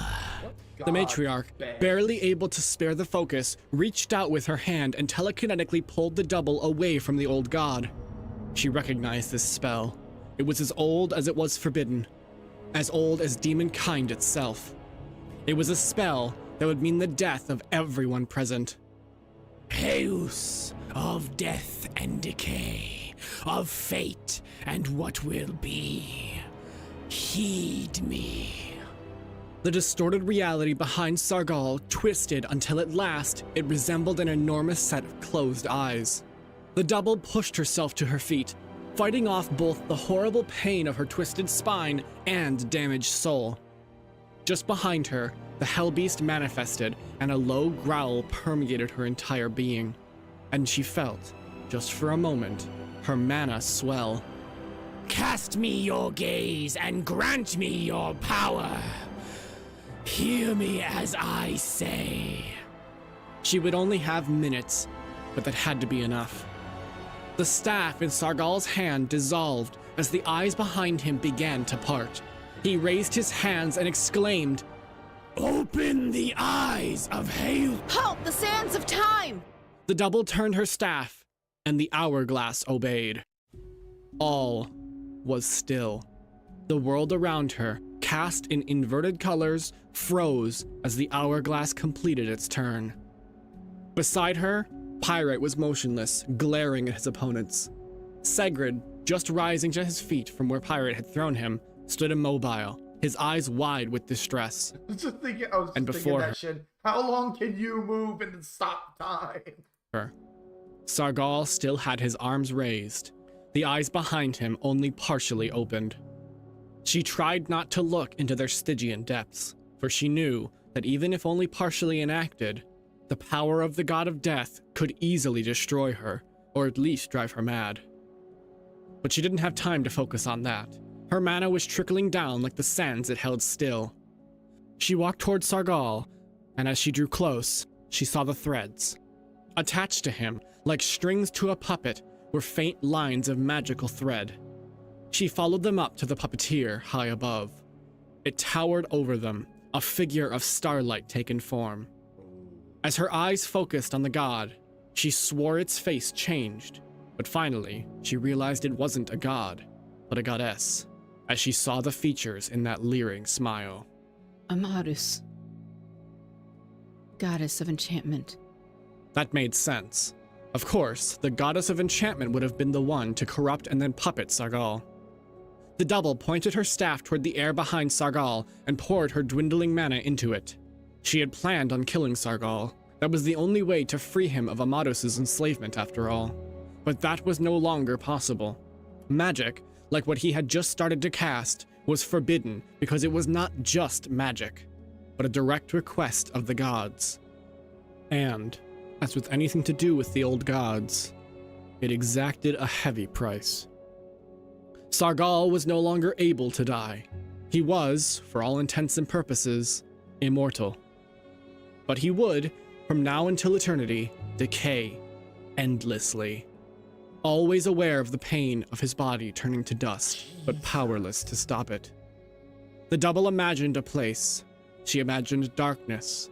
She imagined silence. And then that place existed. Unable to kill him and give him eternal rest, she would have to put him in a place where the gods would be unable to reach him. The portal opened, and the pocket dimension she had created showed through in its eternal darkness. She looked at Sargal, her eyes misted with regret. She laid her forehead against his and whispered, Thank you for everything you've done for our house. Her vision clouded, and she closed her eyes. Forgive me for not realizing. Forgive me for not being able to save you. But know that Perpetuum, no, all of Terrapicatus will endure. And with that, she pushed him in. The moment he crossed the boundary, the lines of magic snapped. He floated deeper into the space, and then he blinked. Zara, He asked. her voice. It's gone. Thank you. She snapped the portal shut and glared up at the fallen goddess. Her fury burned with the hatred of eons. All of House Perpetuum, all of demonkind, flared in the depths of her blazing red eyes.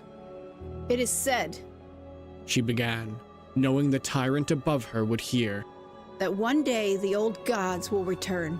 Most have forgotten and carry on their lives, ignorant of what approaches. But not I, not House Perpetuum. We know your return spells the end of us all, should it be allowed. She glanced at her son, frozen in his desperate last stand. Her gaze softened. All that we love. She turned her glare back upon the goddess. We stand ready, as we always have and always will. So know this, you cruel god, who knows only hatred and domination. When the end comes, eternity shall rise to face it. Pyrite caught both the axes with a barrier, leaving Akarath sparking viciously. At the same time, he sent a blast of pure mana into Segrid, and he was sent skidding back. Akarath swung at the barrier again and again, each time showering Pyrite in sparks. Behind Pyrite, a massive paw appeared and stepped onto the patio, followed by a third mountain-shaking roar. Pyrite cried out as the pain got worse, sending shocks through him. It took all he had to remain standing. He had seconds. He had to use this mana before it killed him. It wouldn't be hard, though, because he was burning through it far faster than usual.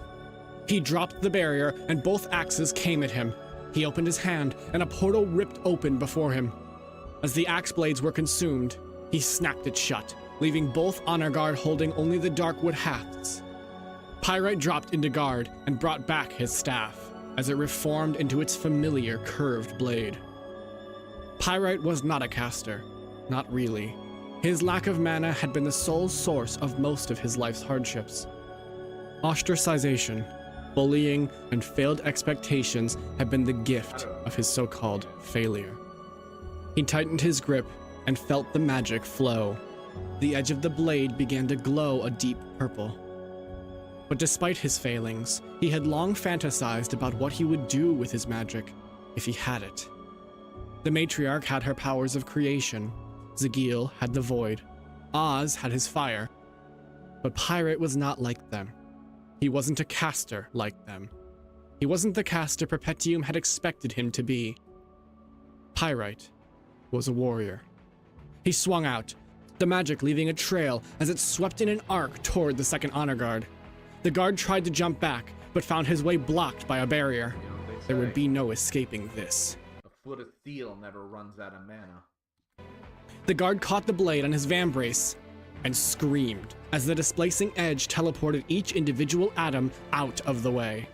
The blade cleaved through the arm and into the guard's body. His screams were cut short as Pyrite cut through the other side. Pyrite continued the swing, cutting straight toward Akarath.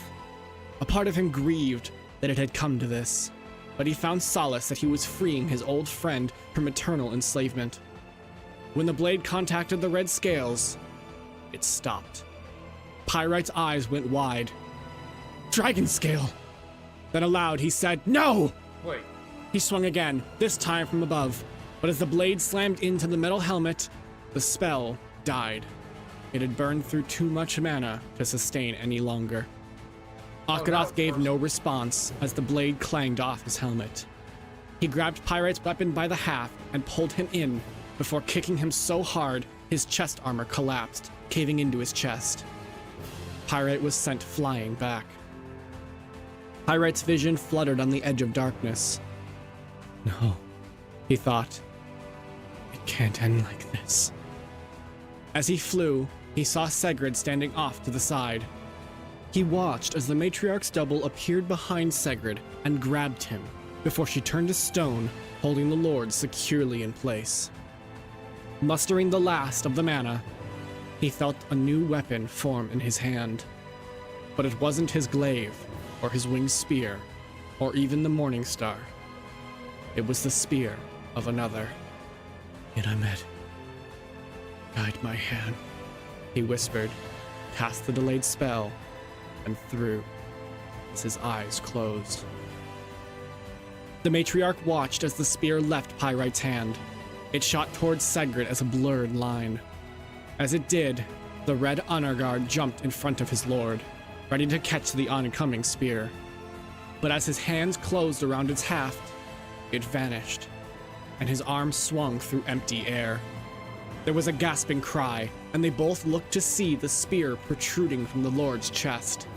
There was no blood, as it had teleported directly into him. Yeah! Wide-eyed with a mix of fury and horror, Lord Segrid Imperiosus limped limp in the stone arms of the double. The matriarch's attention turned back to Pyrite. He was coming right at her. In that moment, her entire focus became the will to save her son. She stepped in, arms raised to catch him. But as she did, she stepped into the summoning circle, and it erupted with light that consumed them both. She felt them rip through the damaged veil of reality. They plunged into the place between dimensions. And, in another moment, they slipped through and were someplace else. Pyrite slammed into her, and she felt horrific pain shoot through her bones. She collapsed with her unconscious son. She looked Sorry, I had to around. step away for just a second, but I What? kept listening. Just happened. Around her rose tall trees. At her feet was thick undergrowth. Numerous small creatures, shocked by the sudden appearance of the demons, scurried off squealing. They were in a forest, but not one that she recognized. Fucking hell. Legitimately, you know what? I forgot. Legitimately, though, fucking round of applause. That was, yeah, Grosvenor, epic is the only word for it. That really was. Phenomenal. Well, I can see why people say that this is on the tier of Tolkien, if not better. So genuinely, standing ovation. Had me gripped every minute.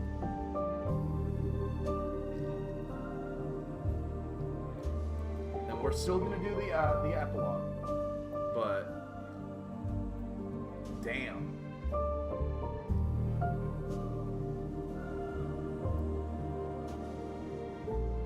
Thank you, Pyrite, for giving us this. Not just letting me stream it, not just letting me react, but for writing it, for giving us this at all. Thank you.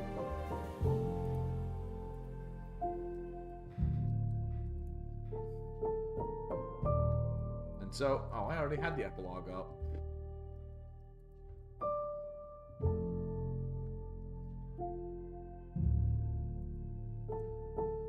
Yeah, film, exactly, D. This is made by Pyrite here. This whole thing. This is just their backstory. This is their lore. And it's phenomenal.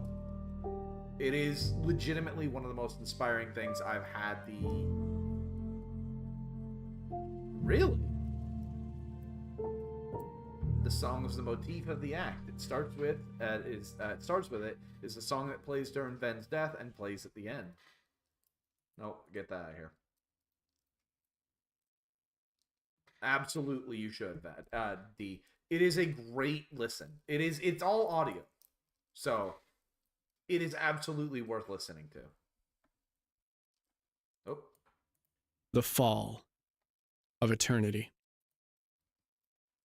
Epilogue. Before Pyrite had even opened his eyes, the first thing he noticed was the smell. It was an earthy smell and carried hints of recent rain. What he smelled now was far different from the stench of scorched air and metallic rank of spilled blood that had surrounded him before he fell unconscious. Then came the sounds, the chirps of crickets and rustling of leaves as wind passed them by. On top of these sounds was a soft purring, steady and quiet. Slowly, he opened his eyes. He was on his back, and above him, between the canopy of swaying leaves and branches, was a clear night sky filled with twinkling stars. It took him a moment to realize that he didn't recognize those stars. The sky above him was missing the hues of red and blue nebula that colored the night sky over Terra Picatus. This sky was naught but white dots. Realization hit him like a hammer, and it all came flooding back. He tried to sit up, but a hand held him down. He was about to react, counterattack whoever was assailing him, but a gentle voice calmed him. Hey, you. You're finally awake. Said the matriarch. I wasn't sure how long you'd be out. You're finally awake. He pushed up anyway and turned to see his mother sitting on the ground behind him. But as he did, a displeased mewling came from something as it fell off his chest and into his lap. I tried to stop you. His mother sighed. Pyrite looked down at the black mass recovering from the surprise fall. At first, he didn't recognize it, appearing like a nondescript black void.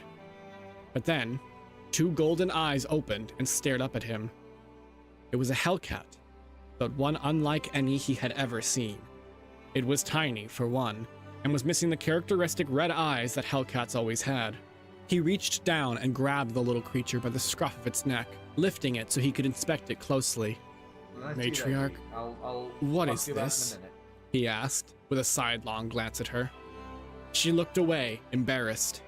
Well, I think it might be the hell beast of Perpetuum. The thing, dangling in front of Pyrite's face, reached out and placed a paw against his nose. Pyrite's eyes drifted from the matriarch to the hell beast of House Perpetuum, the creature that was said to be the most powerful summon ever conceived by Perpetuum's casters. The creature that fought and defeated gods. The kitten before him gave a long blink. The what? Pyrite exclaimed, more confused than upset. This is the Hellbeast of Perpetuum. The matriarch flinched. Yes, I think so. He seems to have replenished your mana. So he is, to some extent at least, the Hellbeast. The so-called Hellbeast meowed at him, and he set it down. It curled up in his lap, purring softly as it fell into a carefree slumber. But why is it so small? I thought the Hellbeast was supposed to be colossal. She let out a sigh. Well, I'm not totally sure, but in those last moments, when you were knocked back over the circle, my focus on the summoning turned to you. I wanted to save you. And I think it overrode the summoning. She glanced around at the unfamiliar forest around them. It turned from conjuration to what I believe to have been teleportation. And all that mana was converted with it. Just how large of a teleportation was it? He wondered. But then reality hit him, and his confusion gave way to utter dread. So... we failed? He felt sick, as if a knot had formed in his stomach. All the effort, all the sacrifices made, had been for naught. You know what? Tiny Picatus makes The matriarch perfect declared sense. firmly, and Pyrite It makes perfect sense. If we, and I'm just, this is entirely me stealing Shin's joke. That's why you guys think I'm massive. Oh yeah, I guess if you used to be like that itty bitty, yeah. met her fierce gaze. Don't you remember? Sigrid is dead. He died on your spear. And with most of Perpetuum unharmed, we'll be able to regain our lands. We have endured. He's dead. Pyrite sat with that. It didn't feel possible, let alone real. Segrid Imperiosus had been untouchable for centuries, and Pyrite, of all demons, had ended his tyrannical reign. At last, it's over, Iramed. He thought of his mentor and felt renewed, felt a weight off his chest that had hung on him for 2 centuries. I only wish you could have been there to see it. He traced a hand along one of the golden caps that sat upon the tips of his horns. I am. May your ghost finally find rest. Pyrite of House Perpetuum, the sole remaining member of the Golden Ghost Mercenary Band, let out a long sigh. I'm glad I didn't kill Kav'Voth. He'll be free now. The matriarch looked at him, concern in her red eyes. Pyrite, are you okay? With Segrid gone, House Imperiosus will collapse. He was the only thing holding that damned house together. Without him, there will be no clear line of succession, and those beneath him will probably end up fighting for control. There might even be uprisings from the houses Segrid subjugated. You ever hear the That's word good. The power matriarch vacuum? said, but her words felt hollow, distracted. Pyrite eyed her. What is it? Why'd you say it like that? It's just... I discovered something while I was fighting Sargal. One of the gods was there at the battle. Pyrite's blood ran cold, and he stared at her wide-eyed. The gods. He breathed. Sargal was merely her puppet. She was planning to kill both Segrid and me. She was planning to turn the entirety of House Imperiosus into her own puppet army. Puppets. I'm trying to find Amadus, then? He asked. Pyrite knew the lore of the gods. Any Perpetuum-born demon did. But Pyrite had read extensively in his younger years, and the gods were a topic he had focused on when searching for a way to improve his lacking magic. It seemed to be. She wanted both Perpetuum and Imperiosus destroyed or subjugated, which makes me think... That the rest of them will return soon, Pyrite finished. The Hellbeast yawned and sat up. It looked up at him before crawling up his arm and, despite Pyrite protesting, curled up between his horns. Pyrite ignored the creature now pawing at one of the golden caps on his horn and asked, "And Sargal?" I banished him to a pocket dimension outside of the gods' reach. He's free of their domination, at least, but he'll never be able to leave that place. A look of grief passed behind her eyes. Despite everything Sargal had done, Pyrite still felt a pang of sorrow for the Spellweaver. But more than that, he felt for his mother. He manifested his glaive. Evidently the little Hellbeast had indeed restored his mana, because using a magic crystal as he had done, his mana wouldn't have normally returned so quickly. He planted the glaive's spiked end into the soil and pushed himself up, only to immediately regret it. His mana had been restored, but his body was still exhausted. His muscles screamed at him, and he flinched, nearly groaning with the strain. Once he was standing, he lowered a hand to the matriarch. "Well, come on. No point staying here. Let's see if we can't figure out where we are." She took his hand, and he pulled her to her feet. She winced as she rose. You're right. Do you recognize this forest? She replied, trying to hide the pain in her voice. Both of them Pyrite just gave her a concerned look before glancing around. barely He had been upright. in all manner of forests and swamps throughout Terrapicatus. He had seen the vast plains of Equitarius and the black stone mountains of Domos. He had fought from the glacial plateaus of Neveus to the molten gate of Adioro. He had been all over Terrapicatus, but he did not recognize this forest. The trees around looked different, and Pyrite couldn't determine their types. Their leaves were in shapes and patterns he'd never seen. Even the very air felt foreign. He looked at the matriarch and shook his head. "I don't." The matriarch sighed. I see. She took a step forward, only to wince and cry out in pain. She began to collapse, but Pyrite caught her. "Matriarch! What is it? What's wrong?" he demanded. The matriarch took a deep breath and steadied herself. She met Pyrite's concerned gaze and said, During the fight, Amadus used some kind of bone seizure spell on me, and She rubbed a hand along her back. I think it did something to my spine. Only then did Pyrite realize that the matriarch was shorter than before. Not by much, but enough to be noticeable. Wait, whoa. Hold on. And Vanguard, I'll get to you in a minute, D. But are you serious, Pirate? Y'all made lore as to why she's short? It's a miracle you're even standing. Can you fix it? I tried, but nothing worked. It seems to be some kind of curse. She reached up and cursed to ran a be hand short. along the fuzzy cheek of the hellbeast. At her touch, the little kitten let out a purr, and the matriarch seemed to recover a bit. Her cheeks, which had looked slightly gaunt, recovered some of their color and fullness. Give me a second. Her staff appeared in her hand, and she pointed it at the ground before them.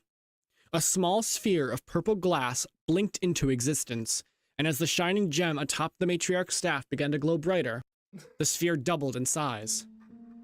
The ground beneath the sphere began to tremble until, at last, it split open and multiple large rocks tore free. There we go. They snapped to the sphere, covering it and forming together until a golem took shape. It placed an earthen hand upon the ground and pushed itself up, standing over them, about double their size. The matriarch beckoned for it to lean down toward her, and it did. She opened a hand, and in it appeared 2 rubies. She placed them into the empty eye sockets of the golem, securing them with a small melding of the stone.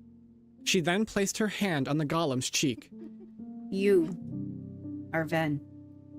The golem stared at her impassively for a moment, then lowered itself to a knee and bowed. Its voice, familiar but different, appeared in their minds. I am Ven.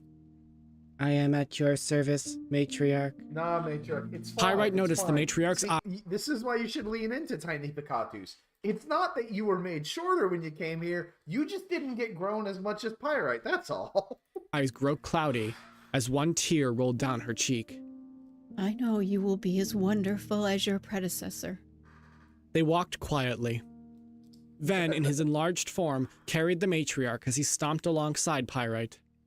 As they walked, Pyrite became more and more certain.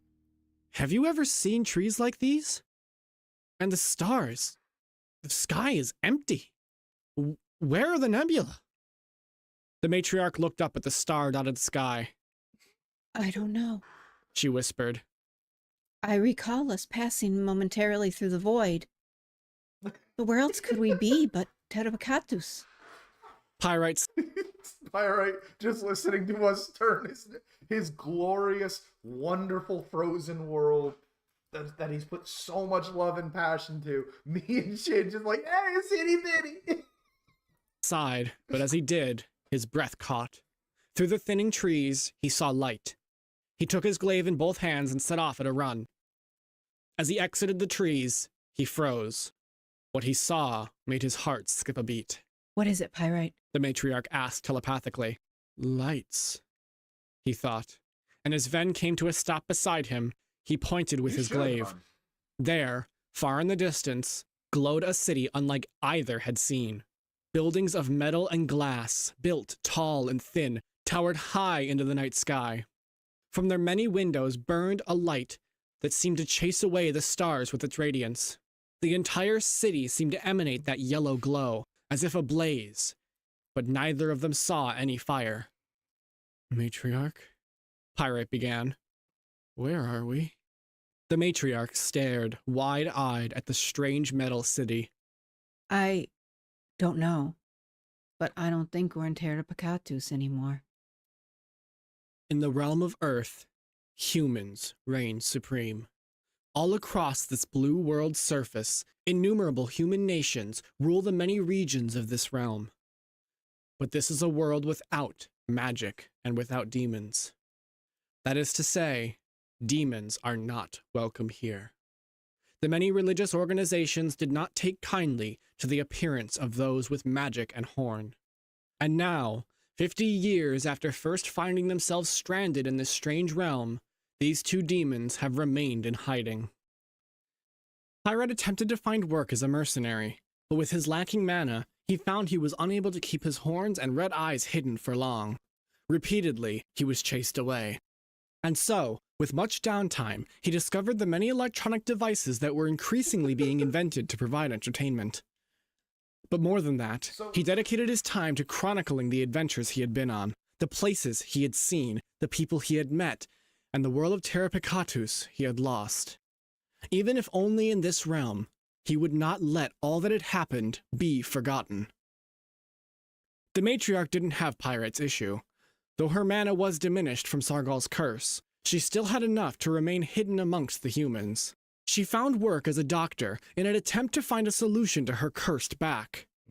Thus far, she had had little luck, for where their technology seemed to perform many of the same miracles as magic, there were still many things the humans didn't know. But the larger issue remained, whether or not they would ever be able to return home.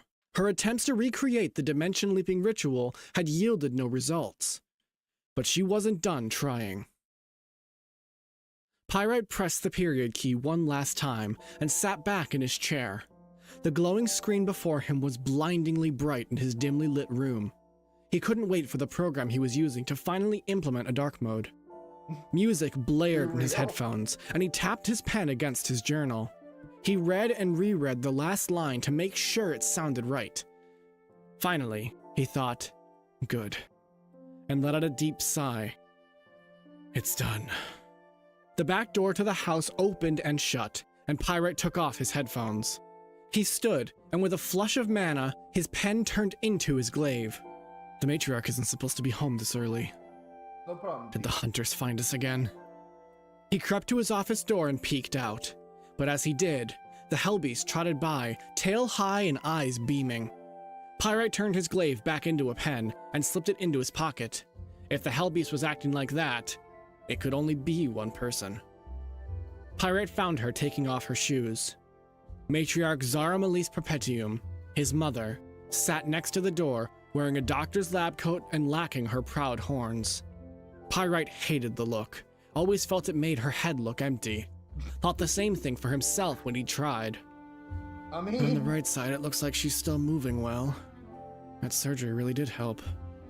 You're home early, Pyrite asked, leaning against the doorframe. The matriarch looked up at Pyrite and sighed. I got fired. Pyrite raised an eyebrow. Again? The matriarch glared at Pyrite, and for a moment, her sclera flashed black as the red returned to her eyes. Don't be difficult. The surgeon was being a moron. And, well... Then, in his usual small form, half walked, half waddled past Pyrite and raised his stone arms to take the matriarch's coat. Pyrite's eyes narrowed. What did you do to him? Teleported him into the sewers? She said. She waved her hand over her head, and her horns reformed, each segment building itself until they reached a needle point. Pyrite howled with laughter. Hey, that's still better than last time. I didn't know he was that afraid of snakes. The matriarch sighed again.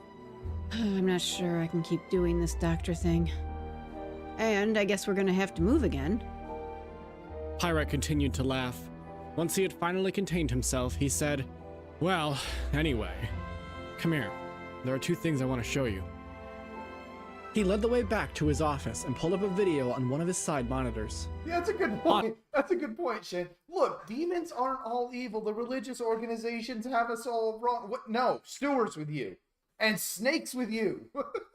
It was a girl, an anime girl, who was talking at length about yet another random topic. The topic didn't matter, as the topic changed frequently. What did matter was her horns and red glowing eyes. The matriarch's eyes widened and she stared at the girl. What? Who is that? Pyrite smiled. That is a VTuber. And it seems that demons are pretty common in their industry. We won't have to hide our horns anymore. There was a crash behind them, and the matriarch looked back toward the doorway, where Ven was wrapped up in her lab coat. The hellbeast patted playfully at the entrapped golem. I could do with a change. Then it's decided! We can finally meet other demons again! Pyrite howled. Years of hiding inside their home had made him go more than a little stir-crazy. The matriarch smiled at her excited son. But then, her eyes caught on the wall of text on his main monitor, and she tilted her head. Oh, what's this? Another story? Pyrite glanced at the monitor and beamed. This is the other thing I wanted to show you. I still gotta write up an epilogue, But he scrolled to the top of the page where in large letters were the 4 words of the title. Fall I call it The Fall of Eternity. of Eternity. Beautifully, Luke. Well done.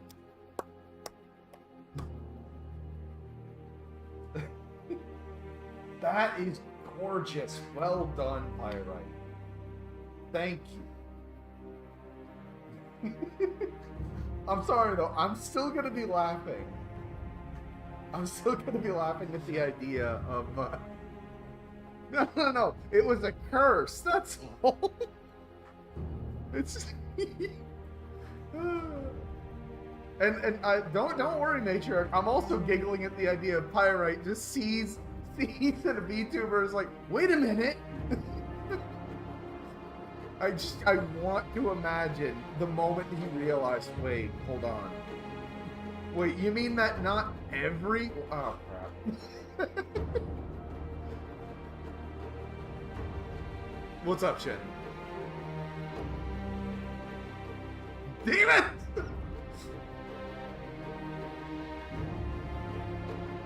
I mean, judging by this, they showed up in the 50s, maybe 60s, 70s at latest. So, I highly doubt it. Unless there was a crusade in the 70s I haven't heard of. They might have caused satanic panic, though.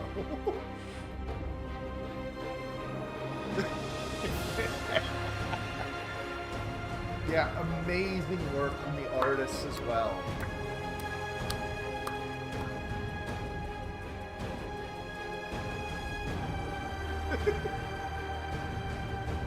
Y'all did amazing. The artists did amazing. I cannot give enough praise. I am sorry that I was so just spellbound by the middle of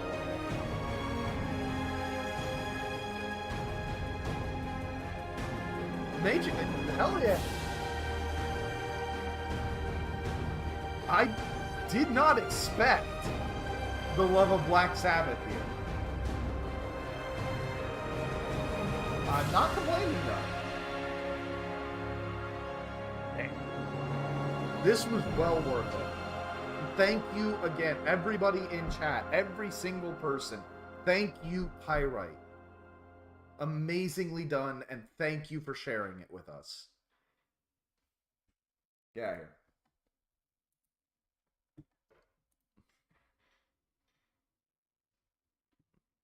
So, absolutely.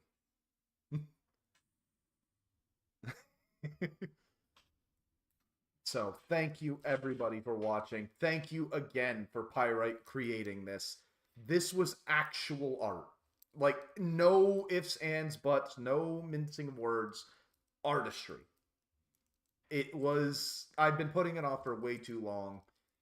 And it was worth every second. And I knew the minute I saw Act 1 that I wanted to ensure that I gave it the full attention it was deserved. And I still can't.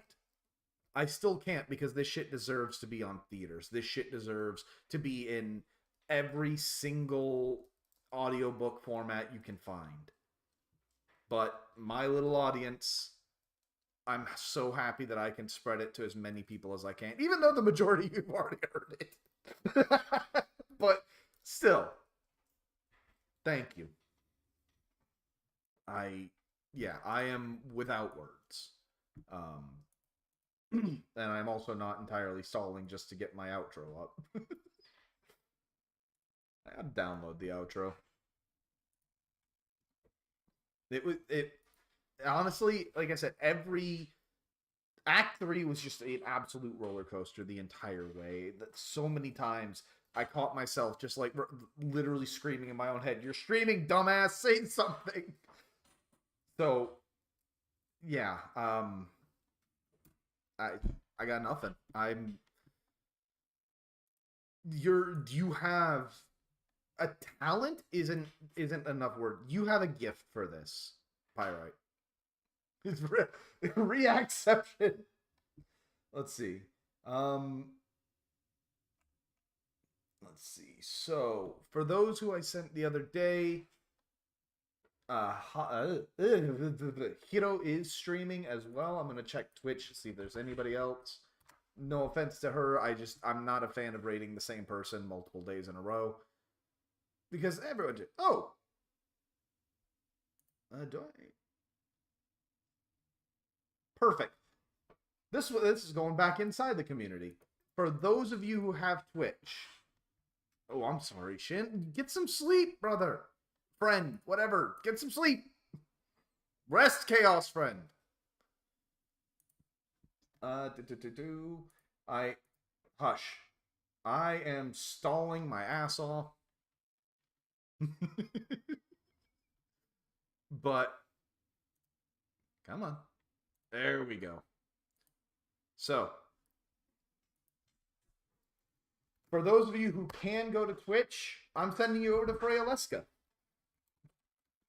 I'm not super familiar with her myself, but she has the Valentine's dragon aesthetic, like Cupid dragon, so Freyaleska, hon. And I know you can't follow, so sorry. You and I can go. You can go over to Hiro. She is. She absolutely is. I just haven't really given her enough time. But as usual, hey, dragons together strong.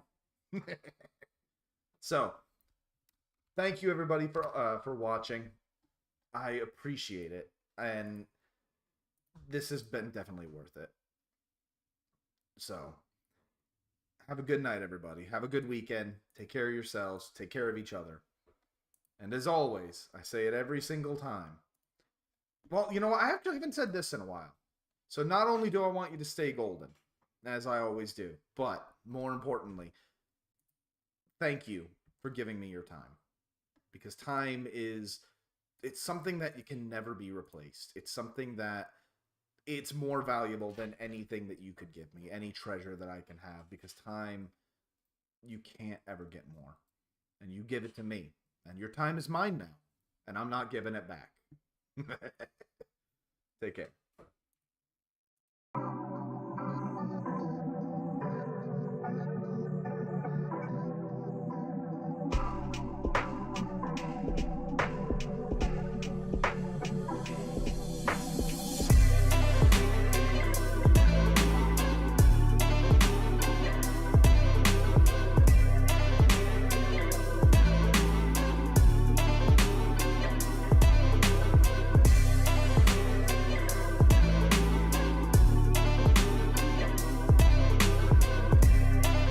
About it today, and they were like, maybe it'll come out today, and I'm like, do not just joke like that. I am desperately I'm on the back of my seat here waiting for you to like release this fucking model so I can play with it. Oh, we are rating from YouTube. Hello, Zen. Hi, Pyrite. Hi. Hello, Toma. Hi, guys. The Dapper Dragon. Hello. Welcome, guys. It's so good to see you. I know it's like technically from YouTube, but hi. Was Dapper's stream? Oh, interesting. Sick. What were you guys doing? I'm not on Twitch, so I can't officially. It's okay. I appreciate you guys coming over anyway. It's okay. We were reacting to Pyrite and Matriarch's lore videos. Oh, you both have lore videos? I didn't know that, actually. That's so sick. Gosh, man. It's art? Oh boy. I might have to like take a peek sometime. Hold on, I gotta clear the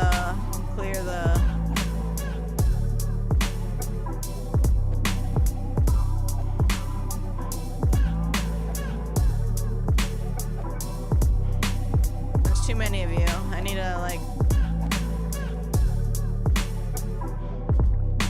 there's too many of you. It's like 4+ hours of audiobook. Oh my gosh, really? that's insane. It's awesome though. I remember Pyrite wrote it and voice acted it. Ooh. Alright, I finally cleared you guys out. Hey, you guys want some weed? We must repopulate. Stop. What a messed up world we live in. But it's alright, don't let her undersell voice acting, that is.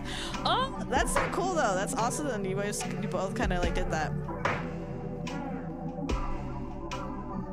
I like lore videos are so neat. I like when there's like more kind of like RPing when it comes to like VTubing and stuff. Sometimes the RP and like the story part bits of it is actually really neat. Dude, I have so much raw beef. This is really nice. I don't know. Dude, what was I doing? What am I doing? I can't remember. So like,